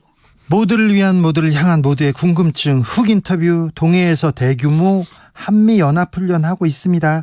그런데 내일은 여기에 일본 자위대까지 합류해서 훈련을 더 크게 한다죠. 이 와중에 북한은 월요일 날 쏘고 사흘 만에 또 탄도미사일 2발을 쐈습니다. 한반도 둘러싼 상황 심상치 않은데요. 물어보겠습니다. 정세현 전 통일부 장관, 안녕하세요. 네, 안녕하세요. 네, 장관님 잘 계십니까? 잘 있습니다. 네, 청년들이 사랑을 안 하겠대요. 결혼도 안 하겠대요. 어떻게 해야 됩니까? 그 왜 그럴지 모르겠어. 네. 글쎄 왜 그런지 모르겠다고. 나는 왜 그런지 모르는 게 아니라 이게 이 시대 현인들께서 지혜를 좀 모아 주셔야 될 것 같습니다. 아이고 그건 뭐 근데 나는 그런 문제까지는 잘 몰라요. 그래요? 그러면 저희 한미연합훈련으로 가보겠습니다. 그렇지. 예, 북한이 어제 또 탄도미사일 2발을 쐈어요. 며칠 전에도 쏘고요. 예. 그런데 이거 한미연합훈련 하고 있는데 지금 이렇게 쏜 거 아닙니까? 이 상황 어떻게 보십니까? 네, 그런 일은 적어도 내 경험으로는 처음입니다. 진짜요? 예, 왜냐면 대개 이제 훈련이 끝나고 나면 훈련 전에는 막 그냥 말폭탄으로 해서 불평을 하고 그러는데. 네. 그랬는데 훈련이 막상 시작이 되면 그때는 조용히 딱 엎드려 있다가 네. 끝나고 나면은 다시 뒤에다 대고 또 오기만 해봐라 그런 식으로 이제 미사일도 쏘고 다른 또 무슨 행동을 했는데요. 행동을 했는데 네. 이번에는 아주 훈련 기간 중에 그걸 하는 거 보면은 네. 그건 과거와 다르다. 근데 이제 근거가 있죠. 지난 9월 8일 날 최고인민회의에서 김정은 위원장이 핵무력 사용을 법제화했다고 발표하고 예. 동시에 핵을 사용할 수 있는 5가지 경우를 법에다 못 박았다고 이제 발표를 했단 말이에요. 근데 네. 5가지 경우가 여러 가지 자세한 얘기들을 했지만은 중요한 것은 말하자면 한국이나 미국이 북한을 공격이 일어났을 때 물론 핵을 쓰겠지만 네. 그러나 그런 행동이 임박했다고 판단될 경우에도 핵을 쓸 수 있다고 그랬어요. 네. 지금 이번에 핵잠수함이 오지 않았어요? 물론 핵잠수함은 동력으로 핵을 쓰는 거기 때문에 그 사람이 핵잠수함 핵 미사일을 쏘거나 그렇진 않겠죠. 그런 훈련은 안 하겠죠. 네. 그 대신 이제 핵 항공모함이 오지 않았어요. 네. 로널드 레이건 호는 아마 승조원만 5,800명인가 그렇고 네. 비행기가 90대가 뜨고 내릴 수 있는 정말 그건 거대한 섬 같은 배인데 예. 그게 뜨니까 이게 남한인과 미국이 본격적으로 북한을 치고 들어오진 않겠지만은 공격하는 거나 다름없을 정도로 위협을 할 가능성이 있다라고 보고 네. 특히 이제 지난 16일 날 한미 차관급 국방 차관급 확장 억제 전략 협의라는 것이 있었는데 거기서 이번 훈련을 세게 하기로 아마 합의를 한 모양이죠. 네. 이제 일본까지도 포함시키자고 한 모양이지. 그런 걸 그 사람들 끝에 도청을 하나 귀신처럼 하나 북한은. 네. 그래서 일본이 오는 것까지도 사전에 견제해서 말하자면 가까이 오기만 해봐라. 네. 우리 미사일 맞을지 몰라. 너희들 조심해. 예. 그런 메시지가 담겨 있다고 봅니다. 그래서 또 동해로 쐈군요. 그렇죠. 네. 동해에서 훈련하는데 동해로 쏜다. 이것도 진짜 뭐라고 했나 경고의 메시지로 봐야 될 것 같아요. 뭐 메시지죠. 네, 경고. 그러니까 가까이 오면은 맞을 줄 알아. 그다음에 너무 그러니까 세게 하지 말고 네. 기왕 시작했으니까 확인을 해야 되겠지만 네. 대충 해라 하는 그런 메시지가 있어요. 근데 뭐 오늘 그 누구야? 해리스 부통령이 네. 또 와서 또 한마디 해가지고 네. 북한을 또 그 불집을 터뜨려 놨더구만요. 그래요. 해리스 부통령이 저 DMZ도 가고 또 북한은 뭐 나쁜 나라 이런 얘기도 했어요. 글쎄, 그러니까 자꾸 그런 딱지 붙이면 네. 절대로 협상에 안 나와요. 북한은 적대 정책을 철회해야만 적대시 정책을 철회해야만 미국과 핵 협상에 나가겠다는 얘기는 오래전에 했어요. 2년 전부터인가. 그런데 미국에서는 뭐 귀등으로도 듣고 귀등으로도 안 듣고 계속 윤석열 더구나 이제 이 정부 들어서선 윤석열 정부의 요청을 받아들여서 대북 압박을 더 세게 지금 하고 있는 중이에요. 이번 훈련도 대규모로 하는 것도 예. 아마 우리 그 윤석열 정부가 요청을 해서 그렇게 된 걸로 보는데. 아, 예. 그거 참 위험한데. 네네. 자꾸 그 대통령이 네. 우리 속담에 섣불지고 불속으로 뛰어든다는 말이 있는데. 네. 그런 식으로 자꾸 대북 정책을 주시는 것 같아요. 네. 북한은 악랄한 독재 정권이다. 해리스 부통령이 얘기했는데 악랄한 독재 정권인지는 전 세계가 알고 전 국민이 잘 아는데 굳이 그 앞에 가서 얘기하는 게 도움은 되지 않는다 이 얘기죠. 그렇죠. 네, 알겠습니다. 전에 없이 대규모 훈련입니다. 레이건함이 오고요, 핵 항모함이고, 핵 추진 잠수함이 오고요, 이직스함이 오고, 그 다음에 항공기가 110대 이상 참가했는데 훈련하고 있는데 내일은 일본 해상 자위대까지 또 온다고 합니다. 일본 자위대 이거 어떻게 봐야 됩니까? 그거 참 아니 우리가 그 요청을 하거나 미국이 일본 자위대도 함께 해서 북한한테 확실하게 좀 겁을 주자. 확장 억제는 그렇게 하는 거다. 한미 간에 확장 억제를 합의를 했지만 한미 정상 간에 확장 억제를 좀 더 확실하게 보장하기 위해서는 자위대 병력도 같이 동참하는 것이 좋겠다는 얘기를 미국이 했는지 네. 우리가 요청을 했는지 모르지만 미국이 했을 가능성은 있어요. 그게 더 높다고 봅니다. 그럴 때 이제 우리 대통령이나 우리 국방부 쪽에서 나쁘지 않다. 그거 같이 하면 더 좋지. 라는 식으로 생각을 해가지고 받아들여서 그런 것 같은데 이거 지금 윤석열 정부가 일본까지 이렇게 끌어들인 것은 정말 자충수가 될 겁니다. 어떤 면에서요?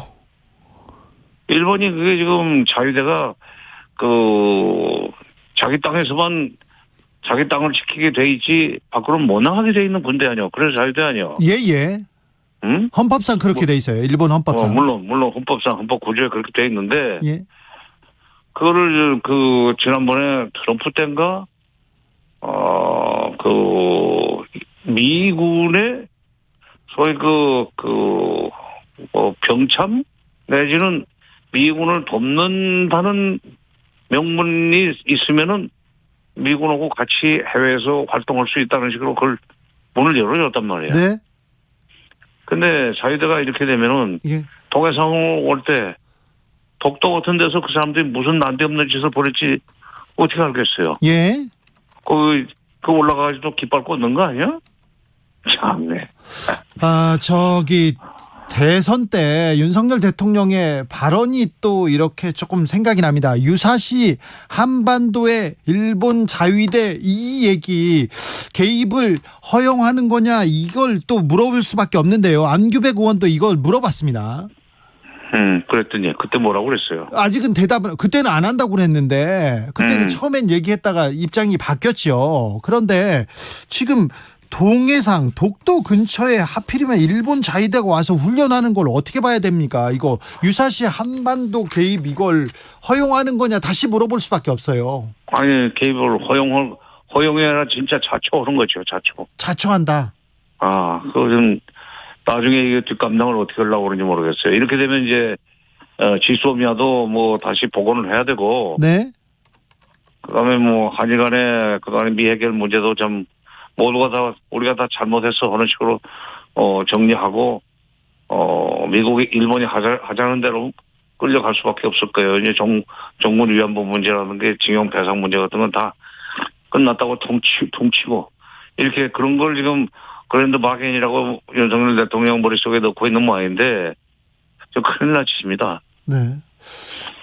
미국하고 달라요. 미국은 멀리 있기 때문에 영토적 야욕은 없어요. 예. 일본은 가까이 있기 때문에 그리고 한때 한반도를 지배했던 나라이기 때문에 네. 섬 몇 개 정도에 대해서 영토적 야욕을 안 가지고 있다고 볼 수가 없는 위험한 국가예요. 더구나 그들이 요즘 오길기를 막 들고 다니지 않습니까? 네네. 오길기라는 게 그 제국주의 일본 시절에 일본이 제국주의 얻을 때 그 깃발인데 네. 그거는 우리가 이번에 아마 훈련하는데 그거 달고 나올 거예요. 예. 윤석열 대통령 본인도 문제지만은 그 주변에 있는 참모들이 좀 일본과 관련해서 왜 그렇게 너그러운지 내는 걱정입니다. 무슨 일이 일어날 줄 알고 이러는 건지 모르겠어요. 나중에 아마 정권 바뀌면은 법정에 불려 나와야 될 거예요. 아, 그렇습니까? 김태우 1차장께서 유사시에 자위대 개입해야 된다 이거 주장하시던 분인데 일본과 군수협정도 맺어야 된다고 주장하고요. 글쎄 지난번에 이명박 정부 때도 그거 하다가 물러난 사람 아니요. 맞습니다. 그거 참 위험한 생각을 가지고 있어요. 왜 그런 생각을 가지고 있는지 모르겠는데 물론 김태효 1차장뿐만 아니라 서울대학의 경제학과 교수 중에도 일본에 대해서 아주 우호적으로 얘기를 하고 일본 식민지 지배 때문에 우리가 지금 오늘날 잘 살게 됐다는 얘기를 하는 양반도 있다고 그러지만 그건 지금 밖에서 교수 자격으로 얘기하는 거고 대통령의 참모로서 친일적 내지는 종일적 그러니까 일본의 국정원은 종일적 사고를 가지고 있는 사람이 있는 경우는 그건 하늘과 땅 차이입니다. 위험한데 참 그거. 장관님 왜 이런 결정을 했나? 네. 지소미아 복원도 이제 수순으로 볼 수 있는 겁니까? 아니 이렇게 해서 먼저 훈련을 해보니까 진짜 한일 간의 군사 정보 공유가 절실하다. 네. 절실히 필요하다는 식으로 명분 삼아가지고 그냥 주섬주섬해서 지소미아 복원하는 식으로 갈 가능성도 있다고 봅니다. 네. 그걸 위해서 지금 동해 훈련에 일본을 끌어들인 거 아닌가. 미국의 아이디어인지 우리 쪽의 아이디어인지 모르지만. 네. 한반도가 남과 북이 급격히 가까워질 때 항상 일본이 이렇게 회방을 놓기도 했는데 일본과의 밀착이 한반도 평화에는 또 어떤 영향을 미칠지 그리고 한반도 평화가 아니라 한반도 평화가 아니라 반도 남쪽의 대한민국의 정치 경제에 아주 나쁜 영향을 미칠 수밖에 없어요. 일본 사람들 옛날에 조선조 말에 조선을 침략하고 병탄할 때 식민지 만들 때 얼마나 악랄하게 했습니까? 야금야금 해가지고 지금 그걸 새로 시작하게 길을 열어주면 어떻게 해요? 네, 알겠습니다. 우려가 크네요. 윤석열 정부의 북핵에 대한 방향성은 어떻게 보고 계신지요? 지금 대책 없이 밀어붙이면 되고 압박하면은 붕괴해가지고 핵 문제가 해결될 거라는 생각을 가지고 있는 것 같은데 북한은 그렇게 압박에 굴복해가지고 핵을 포기하거나 또는 체제가 붕괴해서 핵 문제가 자동적으로 해결되지는 않을 거예요. 그러니까 지금 매우 잘못 가고 있다고 나는 봐요. 여당에서는 지금 북한 도발하는 것도 그리고 북한에서 막 큰 소리 치는 것도 다 문재인 정부가 잘못해서 그렇다 이렇게 비판하는데요. 참, 말도 안 되는 소리고 그건 코멘트할 가치도 없고 문재인 정부 때 뭘 잘못해서 지금 도발을 하는데 그냥 다 모든 게 문재인 정부 탓이랍니다. 어떻게 논리적으로 좀 설명해 보라고 그래요. 네, 알겠어요. 논리적으로 설명해 보라고 할게요. 그 국정원에서 7차 핵실험 예상 시기를 이렇게 딱 못 박았어요. 어떻게 보셨습니까? 그 일리 있어요. 왜냐하면 지금 시진핑이 10월 16일 날 공산당 대회에서 3년임이 결정될 가능성이 높죠. 예. 그 전에 핵실험 같은 걸 보면은 네. 미국과 또 국제사회가 미국이 앞장서 가지고 국제사회가 그 북한의 핵실험 못 말렸다고 중국을 얼마나 또 잡돌이 하겠습니까? 예.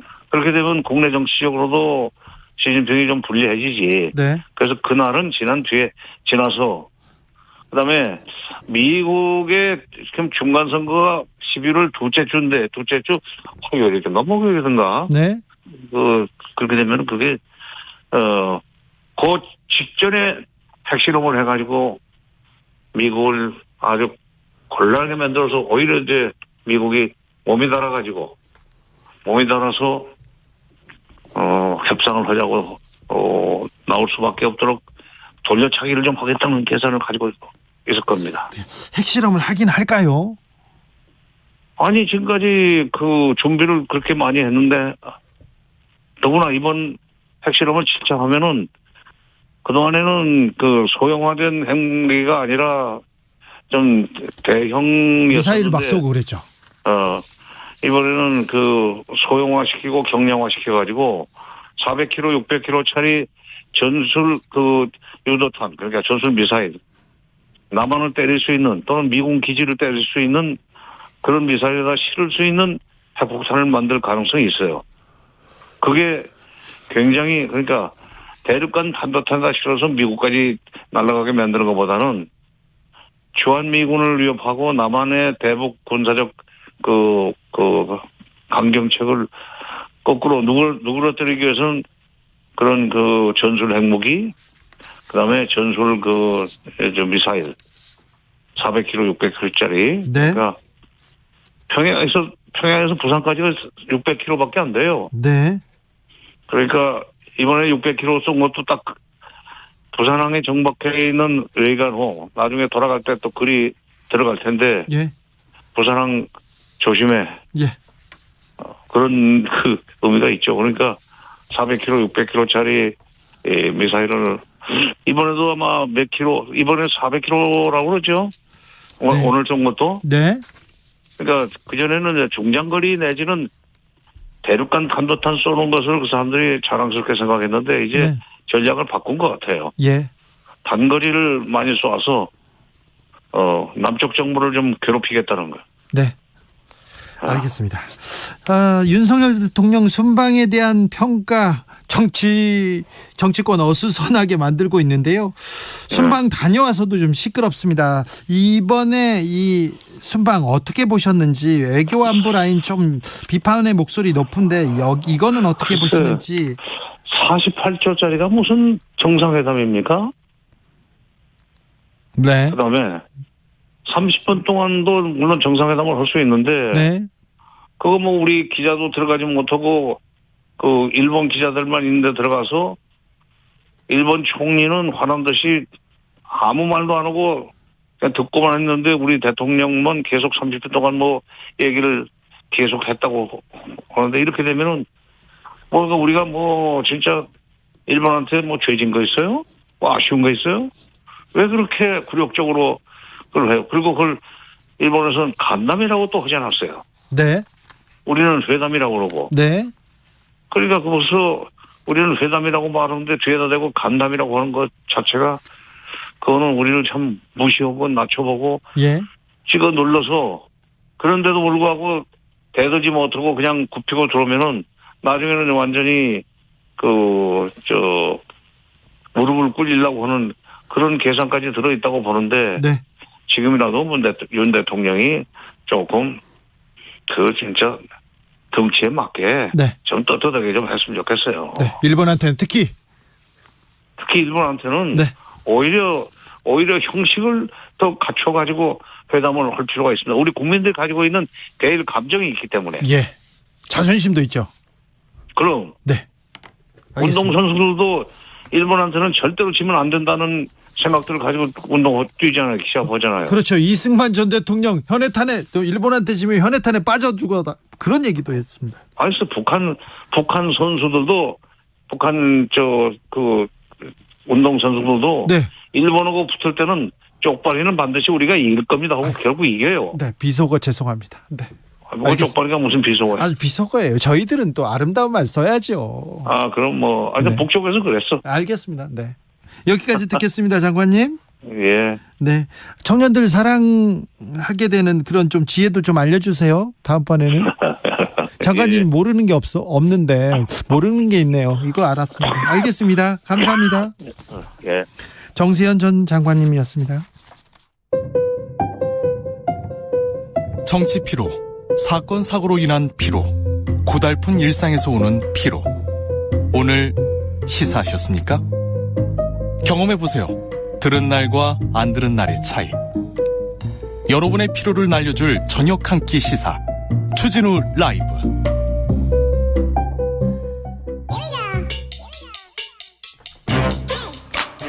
뉴스를 향한 진지한 고민, 기자들의 수다.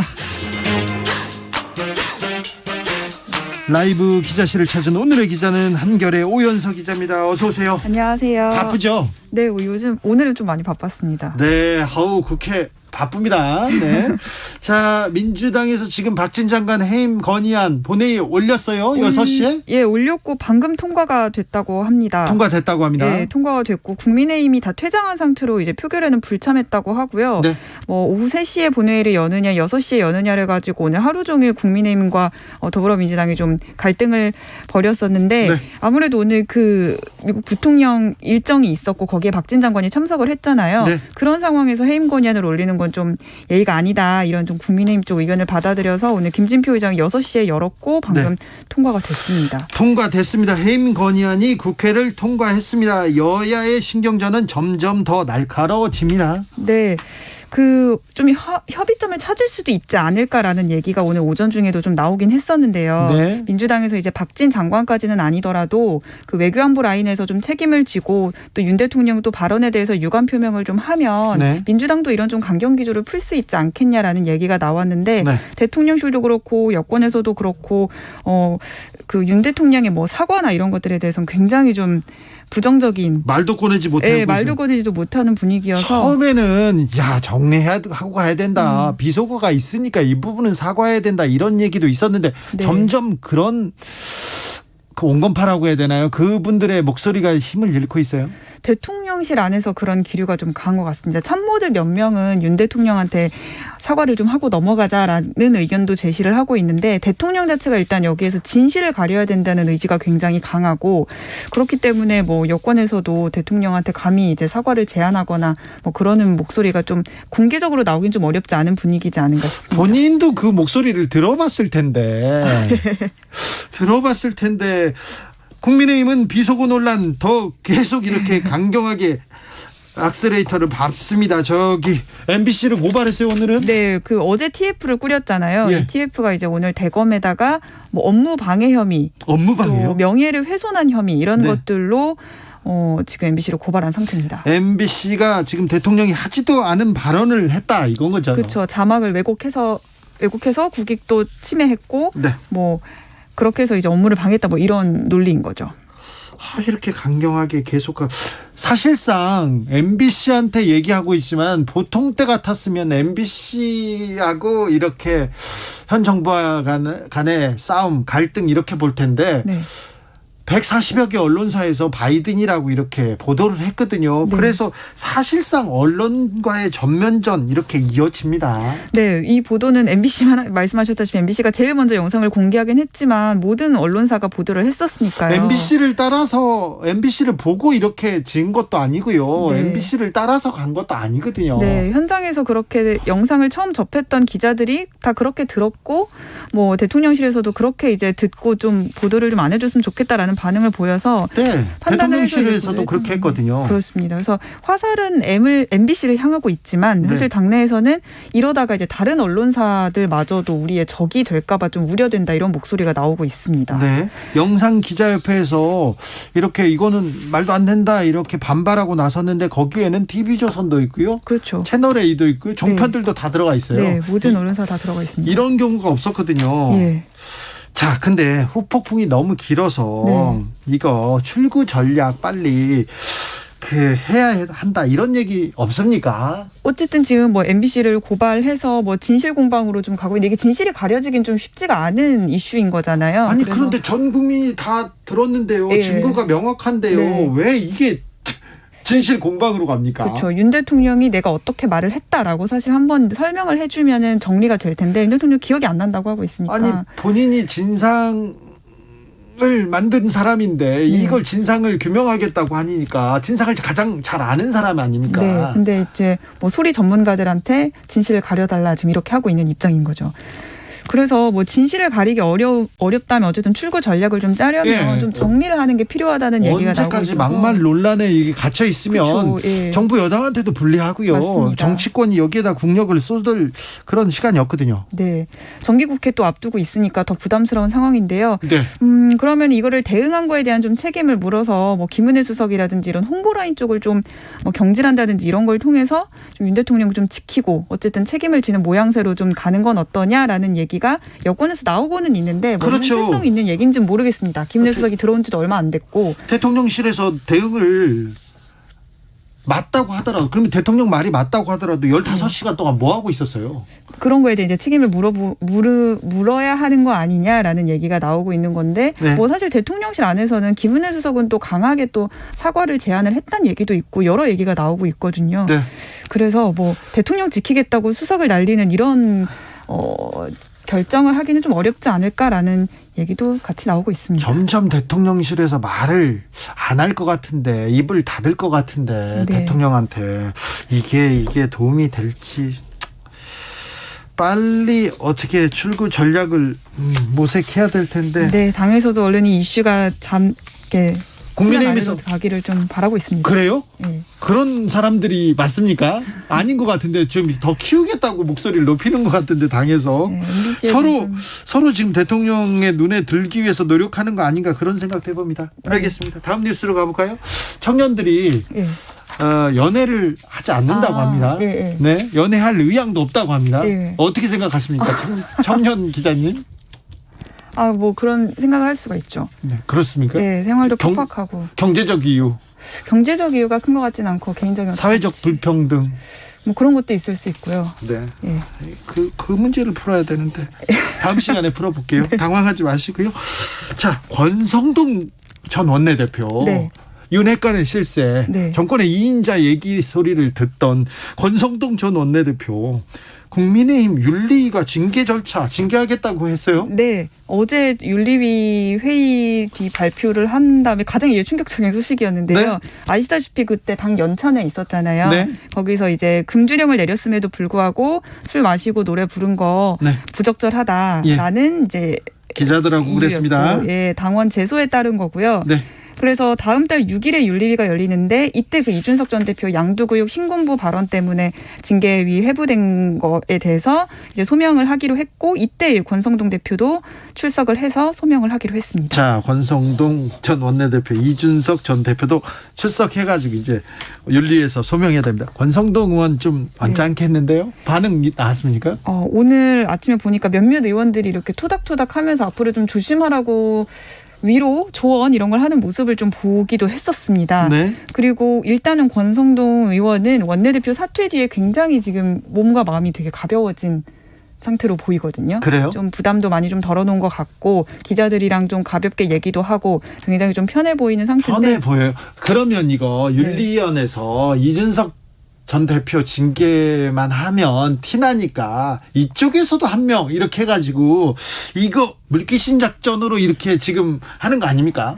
좀 형평성에 위배되지 않는다 이런 거를 좀 생각한 판단 아니냐라는 해석도 나오고는 있습니다. 그래요? 예, 이준석 대표 징계 자체를 너무 좀 무리하게 한 측면이 있기 때문에 우리는 이렇게 무리하게 한 게 아니고 똑같이 당원들이 뭐 윤리위 제소를 하면 우리 똑같이 또 판단을 한다 뭐 이렇게 보여주려고 또 절묘하게 또 대척점에 있는 그 윤핵관 좌장격의 의원이어서 그렇게. MBC 어제는 MBC 이렇게 항의 방문할 때 맨 앞에 있더라고요. 아, 예. 과방위에 또 있으니까. 그런데 윤핵관 권성동의 위치가 조금 네. 흔들리는 거 아니냐 이런 얘기도 좀 있는데 어떻게 보세요? 저희도 그걸 이렇게 주변 의원, 그러니까 권성동 원내대표, 권성동 전 의원 같은 경우에는 당연히 관계 이상 없고 요새는 오히려 통화 되게 자주 한다. 본인이 이렇게 얘기를 하고 있는데. 누구랑 통화를요? 윤 대통령과. 왜냐면 이제 텔레그램 그 메시지가 한번 공개된 뒤로는 텔레그램보다는 통화를 더 많이 한다는 얘기가 있더라고요. 네. 그리고 주변에 이제 권성동 원내대표와 같이 지도부를 했던 의원들이긴 하지만 그런 의원들도 이제 요새 권성동 의원을 보면 그렇게 멀어진 것 같아 보이진 않는다. 네. 이런 얘기들을 많이 합니다. 알겠습니다. 체리 따봉 이후에도 대통령과 편하게 통화를 한다. 네, 그 얘기를 또 이렇게 계속 얘기하는 걸 보면 위치가 흔들린다 이렇게 봐야 되나 어떻게 봐야 되나 정치적으로 읽어봐야 되는데 위치가 흔들린다는 시선을 좀 의식하는 건 맞는 것 같습니다. 의식한다. 하지만 뭐 틀림없다. 우리는 흔들리지 않는다. 이걸 보여주고 있다고 합니다. 여러분께서 판단하십시오. 기자들의 수다 한결의 오연서 기자였습니다. 감사합니다. 감사합니다. 교통정보센터 다녀올게요. 정현정 씨. 네, 퇴근 시간이 되면서 도로 위에 정체 구간이 늘었습니다. 먼저 경부고속도로 서울 방향으로 오산 부근에서 동탄 분기점까지 정체고요. 기흥에서 신갈 분기점까지도 이어서 막힙니다. 서울 요금소 부근에서 판교 분기점까지 6km 넘게 천천히 가고요. 달래내 부근에서 반포까지 10km 구간 천천히 갑니다. 반대 부산 방향은 한남에서 서초까지와 신갈 분기점에서 수원까지 막히고요. 경인고속도로는 서울 방향으로 서인천에서 부평까지 천천히 갑니다. 더 가서 인천요금소 부근에서 짧게 막히고요. 부천에서 신월까지 흐름 더딥니다. 한편 중부고속도로 하남 쪽은 일죽 부근에서 막히기 시작했고요. 남이천 나들목에서부터 5km 구간 정체입니다. 사고 나지 않도록 앞차와의 안전거리 꼭 유지하시기 바랍니다. KBS 교통정보센터에서 정현정입니다.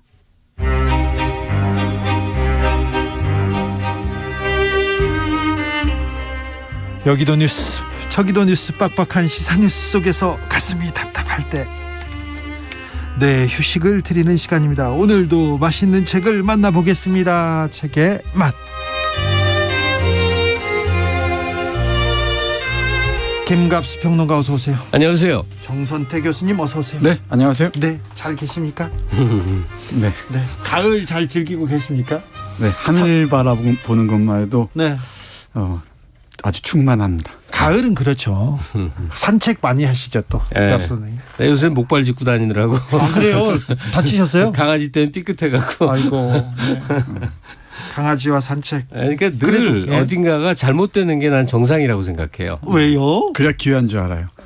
아니 그러니까 뭐 폭풍이 몰아치고 사람은 몸이 아팠다가 낫다가 뭐 살인 사건이 일어났다가 그러니까 많은 이 수많은 끌탕 같은 버글버글하는 그걸 정상 상태로 보는 게 세상을 편하게 사는 길이에요. 아 그래요? 네. 아 그런데 좀 폭풍이 오면 그 다음에는 먼지를 쫙 쓸어가고 파란 하늘이 오고 그러잖아요. 네. 정치권은 왜 그렇습니까?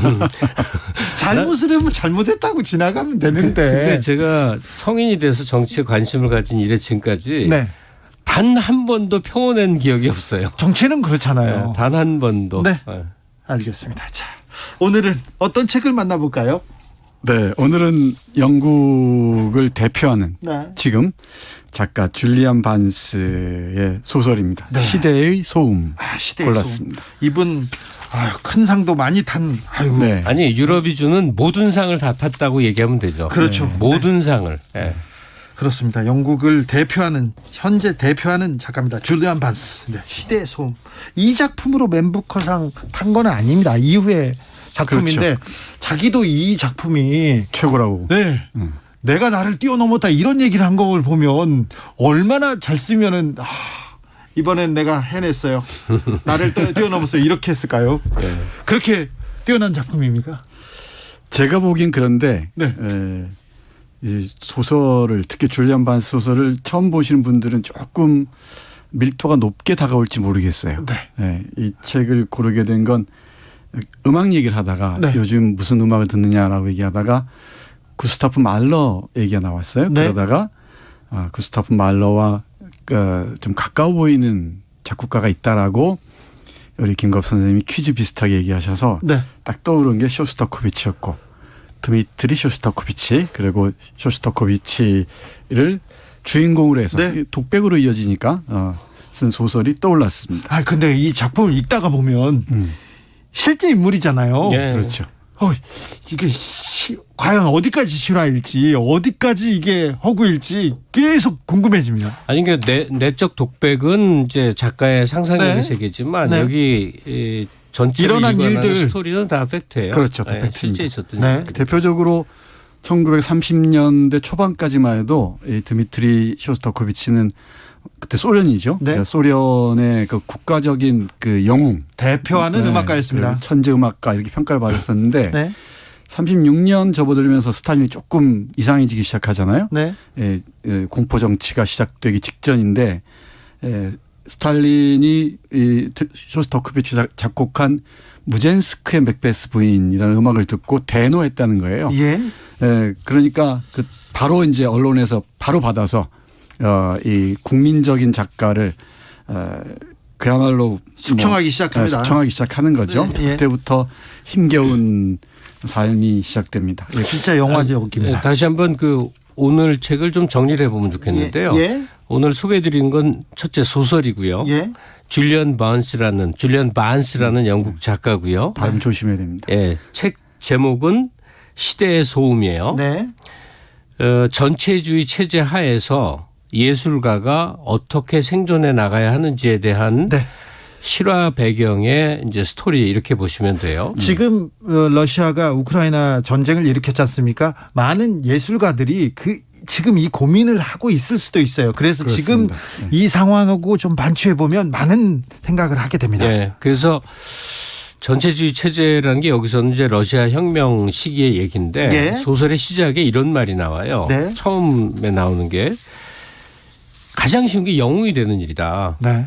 그리고 가장 어려운 것은 겁쟁이가 되는 일이다. 가만 생각하면 맞는 일인 게 엄청나게 독재적인 이 권력자가 막 뭘 주장하면 거기 부하내동에서 막 영웅처럼 굴면 그건 쉬운 거예요, 살기가. 네네. 근데 어느 게 진실이지? 이게 맞는 거야? 이게 사슴이 맞아? 이게 말이 맞아? 고민하기 시작하는 겁쟁이의 마음을 갖게 되는 순간부터 엄청나게 번민과 위험에 이제 휩싸이게 되는 거죠. 매우 역설적이지만 우리한테도 다 이렇게 적용되는 얘기거든요. 맞습니다. 네. 조금 더 배경을 얘기하자면 제정 러시아가 그러니까 사회주의 혁명으로 소련으로 변경되는 과정 동안에 네.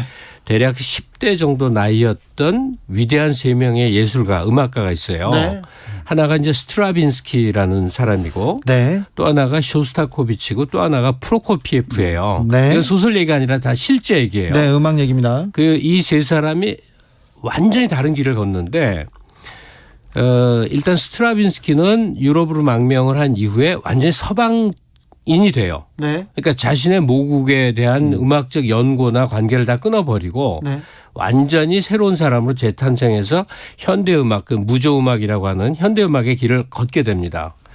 근데 이제 이 혁명이 일어난 소련에 남게 된 프로코피에프하고 이 쇼스타코비치는 완전히 정반대의 성격이라고 보시면 되는데 남진과 나훈아 비슷하다고 생각하시면 돼요. 네. 완전히 다른데 기질도 태도도 음악 분위기도 다른데 둘은 그 당시를 대표하던 대작가였어요. 그러니까 프로코피에프는 일찍이 그냥 굉장히 활발하고 굉장히 창의성이 강한 사람인데 성격은 굉장히 경박했다고 그래요. 남는 얘기는. 결국은 이 사람은 유럽으로 스트라빈스키 비슷하게 망명 비슷하게 갔는데 거기서 또 못 참고 떠돌다가 되돌아오는데 문제는 쇼스타코비치예요. 이 작품이 오르네 그르네 갖고 생사가 오가는 시대의 예술가였으니까 작품에 비판이 있으면 막 그냥 총살을 당하던 시대에 실제로 많은 사람이 총살을 당했거든요. 그렇죠. 쇼스타코비치는 자기 예술 세계는 예술 세계대로 있는데 사회주의 리얼리즘 음악을 하라는 소련 당국에 또 비위는 비위대로 맞춰져서 평생의 작품이 그 양쪽을 왔다 갔다 하는 거예요. 어떤 거는 당국의 비유에 맞춘 행진곡풍이나 민요풍의 작품을 또 어떤 것은 자기 예술 세계를 구현한 또 작품을 주로 이 사람은 이제 교향곡에서 큰 성과를 내는 사람인데 15개 교향곡이 그래서 홀수는 자기 얘기 홀수는 당국에 맞추고 짝수는 뭐 해석이죠. 짝수는 자기 세계를 그렸다는 등 뭐 그런 얘기까지 있거든요. 그래서 엄청나게 고초도 겪다가 국가 영웅도 됐다가를 왔다 갔다 하는데 그 속에서 얼마나 범민이 많았겠냔 말이에요. 그렇죠. 그 얘기가 네. 오늘 소개해드리는 이 줄리안 바른스의 그 작품 전체를 이제 구성하는 얘기입니다. 시대의 소음 책으로 가보겠습니다. 이 쇼스타코비치가 고비가 엄청 많았어요.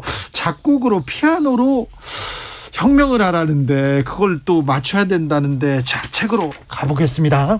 네, 앞에서 말씀하셨듯이 오늘은 김갑수 선생님이 네. 이 날개를 다른 날입니다. 매우 핵심을 지금 벌써 2개 찍었어요. 네, 그리고 음악에 뭐 조예가 깊으시잖아요. 그러니까요.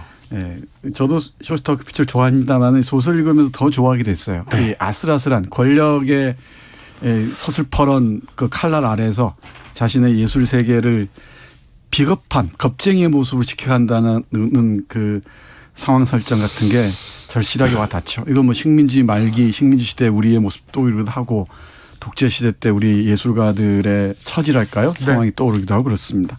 여기 뭐니 해도 이 소설에서 던지는 질문 중에 핵심이 예술은 누구 것인가? 뭐 이게 아닌가 싶기도 해요. 135페이지를 보면은 자, 예술은 누군 것이지? 라는 질문에 이렇게 대답하는 장면이 있습니다. 조금 읽어볼까요? 네. 예술은 모두의 것이면서 누구의 것도 아니다. 예술은 모든 시대의 것이고 어느 시대의 것도 아니다. 예술은 그것을 창조하고 향유하는 이들의 것이다. 예술은 귀족과 후원자의 것이 아니듯 이제는 인민과 당의 것도 아니다. 예술은 시대의 소음위로 들려오는 역사의 속상입니다. 예술은 예술 자체를 위해 존재하는 것이 아니라 인민을 위해 존재한다. 그러나 어느 인민이고 누가 그것을 정의하는가. 그는 항상 자신의 예술이 반귀족적이라고 생각했다. 여기 중요한 건 예술은 시대의 소음위로 들려오는 역사의 속삭임이다라고 얘기했습니다. 결국은 나중에 뒤에 가면은 예술은 음악은 음악의 것이라고까지 얘기를 해요.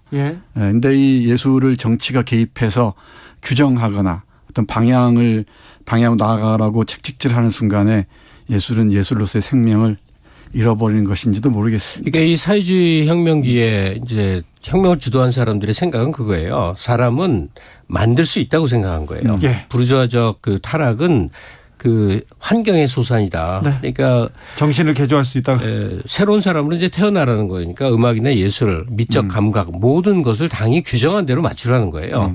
그럴 때 그 음악은 무엇이어야 되는가? 인민에게 봉사하는 것이어야 된다. 개별 창작자들의 창의적 세계에 대한 인정이 아닌 거죠. 그걸 인정할 수 없다는 거죠. 그리고 그 당시 이제 예술 풍조의 큰 게 보통 형식주의라고 비난하는 건데 이 조성을 파괴하면서 현대인들의 그 내적 분열과 갈등을 묘사하는 데 집중하던 시기거든요. 근데 인민 대중이 그러면 안 된다 이거죠. 소련 당국에서는. 네. 그래서 그런 음악적 경향을 보이는 사람들을 다 탄압하고 숙청을 하는데 쇼스타코비치는 사실 19살 때 이미 대가가 된 사람이거든요. 일찍 빛을 본 사람이어서 그렇죠. 당국에서도 많이 주목을 했단 말이에요. 특히 네. 스탈린이 초기엔 또 꽤 좋아했죠. 좋아하고 네. 인정하고 가장 그랬단 말이에요. 사랑하는 네. 그 속에서 이게 진실은 이게 아닌데 당국이 좋아하는 대로 맞춰서 주문 배수하듯이 작품 쓰는 게 예술 창작행위가 아닌데라고 명확하게 알고 있는 쇼스타코비치 입장에서는 이게 자기 생존을 위해서 정말 너무 그 힘든 거예요. 네. 그 속에서 줄다름을 쳐 나가야 되는데 또 사람 자신 자체도 굉장히 비사교적이고 선병질이라고 그러죠. 이렇게 예민하고 뭐 여자 문제도 좀 결혼 3번 하는 과정 동안에 보면 이 바람둥이는 아닌데 그런 과는 아닌데 뭐 좀 못 말리는 여러 기질이 있었던 사람이에요. 하여튼 자 그런 그 권력이라든가 집단이 한 개인을 규정하고 지배하는 속에서 도대체 개인들은 더구나 아주 창조성을 가진 개인들은 어떻게 해야 살아남을 수 있는 것이냐. 그 뭐 한국인들은 저항의 시대를 체험했기 때문에 쉽게 집단적 저항의 얘기를 하겠지만 네. 그게 너무너무 거대했고 길었을 때는 막 이 사회주의 혁명계 뭐 시베리아로 유형 가면 제정 러시아 때 뭐 40년 50년씩 그 숲속에 살고 막 이래야 됐거든요. 그러니까 그 시기 그 엄혹한 시기를 떠올려 보면 이 범민이 보통 문제는 아니었던 거예요. 줄리언 반스가 그걸 굉장히 잘 묘파를 합니다. 그렇죠. 그러니까 권력 특히 정치 권력은 예술에서 직설적으로 얘기하면 손을 떼야죠. 어떤 식으로 개입하려고 하는 순간에 예술의 죽음이 도래한다고 보는 것 그러니까 같습니다. 가령 우리 정부 당국에서 K-팝은 이래야 됩니다라고 한다면 K-팝이 발전 못할걸요. 근데 지금 당연하죠. 중국 당국이 그러고 있거든요. 그래서 중국 영화가 그 예술성 인정받던 중국 영화들이 다 죽어버렸어요. 다 죽어버렸죠. 예. 그 용어가 이제 제가 지금 기억이 안 나는데 중국 당국이 중국의 그 아이돌 스타들이 그 너무 여자처럼 군다, 화장하고 이쁘게 군다 그래갖고 굉장히 이 마동석처럼 생긴 그 보이그룹들이 막 나타나고 그래요. 네. 근데 이거 웃기잖아요. 재밌다. 재밌는데요? 마동석 같은 분들이 보이그룹에서 계속 보이그룹 막 춤추고 그러는데 저도 영상을 봤는데 네. 이거 뭐 하자는 짓이냐 싶은데 네. 당국에서는 그게 이제 인민들에게 좋은 것이다라고 주장을 하는 거예요. 네네. 좋겠네요. 참 좋겠네요. 근데 우리나라도 70년대 그랬어요. 예. 아, 지금 기억나는 게 쇼스타코비치 얘기하니까 제가 이제 르네상스라는 그때는 음악 감상실에서 음악을 들었거든요. 그렇죠. 근데 첫 기억이 나는 게 어느 날 갑자기 감상실에 모든 사람들이 초긴장을 하더니 이 4층이었는데 계단마다 사람들이 쫙 가드를 쓰는 거예요. 딱 긴장을 하고 벽 다 내리고 해서 뭘 하나 했더니 쇼스타코비치 교향곡을 튼 거예요. 5번 교향곡. 그 부제가 혁명이었거든요. 네. 아주 유명한 교향곡. 불온한 음악이다 그래갖고 그냥 클래식 음악을 듣는데 네. 생 난리가 벌어졌습니다. 네. 하여튼 커튼 닫히고 층층이 사람들이 쫙 누구 오나 이제 동향 살피고 네. 그 속에서 들었다니까. 우리도 그랬었어요. 네, 방심하면 그런 시절이 또 올지도 모릅니다. 네. 아유, 절대. 중국 연예계 정풍운동은 2021년부터 불었는데요. 중국 공산당이 연예계 검열 시작했고 통제 강화하면 했는데 한국에서만 사용하는 용어라고 합니다. 그래서. 네. 저는 언젠가 누군가 그런 얘기를 했죠. 그 예술가들을 정부나 이 당국에서 지원할 수는 있습니다. 저는 그렇게 생각해요. 간섭하지는 말아야죠. 그런데 절대 개입하거나 간섭하거나 방향을 정해주지는 말아야 된다는 거죠. 그런 예술가들의 창의성이 우리의 문화적 자산인데 귀한 자산인데 눈에 보이지 않는 자산인데 그 자산이 하루아침에 다 사라져 버릴 수도 있죠. 얼마 전에도 불과 몇 년 전에 블랙리스트가 그렇죠. 저 진짜 있어서는 안 될 야만적인 일이죠. 예, 야만의 시대가 있었습니다. 네. 근데 그 고민을 이 영국 작가가 그 러시아 혁명기에 그 러시아 음악가의 그 고뇌를 하고 있어요. 지금 그 고뇌는 지금까지도 이어질 겁니다. 그렇습니다. 한 문장은 꼭 더 읽어드리고 싶은데 네. 이 문장입니다. 네. 그가 무엇으로 시대의 소음과 맞설 수 있었을까? 네. 우리 안에 있는 그 음악, 우리 존재의 음악, 누군가에 의해 진짜 음악으로 바뀌는 음악, 네. 시대의 소음을 떠내려 보낼 수 있을 만큼 강하고 진실하고 순수하다면 수십 년에 걸쳐 역사의 속삭임으로 바뀌는 그런 음악. 이건 단순히 음악만의 얘기는 아닐 것 같다는 생각을 합니다. 네. 음악이 시대의 소음으로 바뀌는 건 또 한순간이에요. 네. 정치가 하지 말아야 할 일이 또 여기 있는데 참. 그렇습니다. 정치하는 사람은 정말 정신 차려야 됩니다. 그러니까 쇼스타코비치가 지금 러시아 상황을 보고는 뭐라고 할까요? 지금 한국 상황을 보고는 뭐라고 할까요? 저는 뭐 이반 데니소비치의 하루라든지 또는 이 히틀러 나치 시기의 생존자들의 여러 작품이라든지 그런 걸 뭐 당연히 이것저것 봤지 않습니까? 네. 근데 그 모든 작품, 이 작품에까지 빠져 있는 게 하나 있다고 늘 생각을 해요. 네. 그러니까 독재자나 전체주의 그 강압적인 체제 운영자들이 얼마나 나쁜가는 많이 쓰여 있고 네. 거기에 희생되고 고통을 겪는 사람들 얘기도 많이 써 있는데 빠진 거는 그런 체제를 가능하게 만드는 대중들의 모습이 안 그려져 있어요. 맞습니다. 히틀러도 대중들이 만든 거거든요. 그렇죠. 스탈린 체제도 여전히 스탈린을 그리워하는 사람들이 노년층에 많이 있어요. 그러니까 가령 그걸 우리 사회에 대입해 본다면 한국 사회가 성장하고 민주화되고 개인의 자유가 확보됐다고 해서 그것으로 안심할 수 없는 게 언제든 전체주의적 충동이 있는 거다 하는 그 부분을 연계해요. 그래서 유럽에서 극우가 지금 득세하고 있고 지금 극단주의자들이 전 세계에서 정치권을 지금 점령하고 있지 않습니까? 네. 그래서 방심하지 말아야 됩니다. 방심하지 말자. 네, 알겠습니다. 오늘의 작품은 줄리언 반스의 시대의 소음이었습니다. 김갑수 선생님, 정선태 선생님 두 분 감사합니다. 네, 고맙습니다. 리차드 용재 오닐이 연주한 쇼스타코비치 왈츠 2번 들으면서 저는 여기서 인사드리겠습니다. 괜찮죠, 선생님? 네. 네. 8902님께서 예전에 이 코너에서 소개해 주셨던 문학 잡지 제목 좀 알려주실 수 있어요? 물어본데 그 문학 잡지가 뭐죠, 정선태 선생님? 문학인입니다. 문학인입니다. 문학인 또 세월호 네, 가을호가 나왔습니다. 가을호가 왔는데 그렇죠. 아주 좋아요. 이번에 더 좋습니까? 네, 아주 좋아요. 네. 쇼스타코비치의 왈츠 2번은 안 나오고 있습니다. 근데 우리나라 드라마 때문에 지금 이 곡이 유명해졌잖아요. 그래요? 근데 쇼스타코비치 음악은 사실은 굉장히 좀 복잡해요. 이렇게 나긋나긋한 곡이 아니에요. 대부분의 책을 읽고 또 이 곡을 들으면 더 많이 느낄 것 같습니다. 그러니까 5번 이 혁명이라고 부르는 교향곡하고 7번 레닌그라드 이 두 개를 한번 들어보시면 좋습니다. 알겠습니다. 저희는 물러갑니다. 저는 내일 오후 5시 5분에 돌아오겠습니다. 지금까지 주진우였습니다. 아이 좋아라.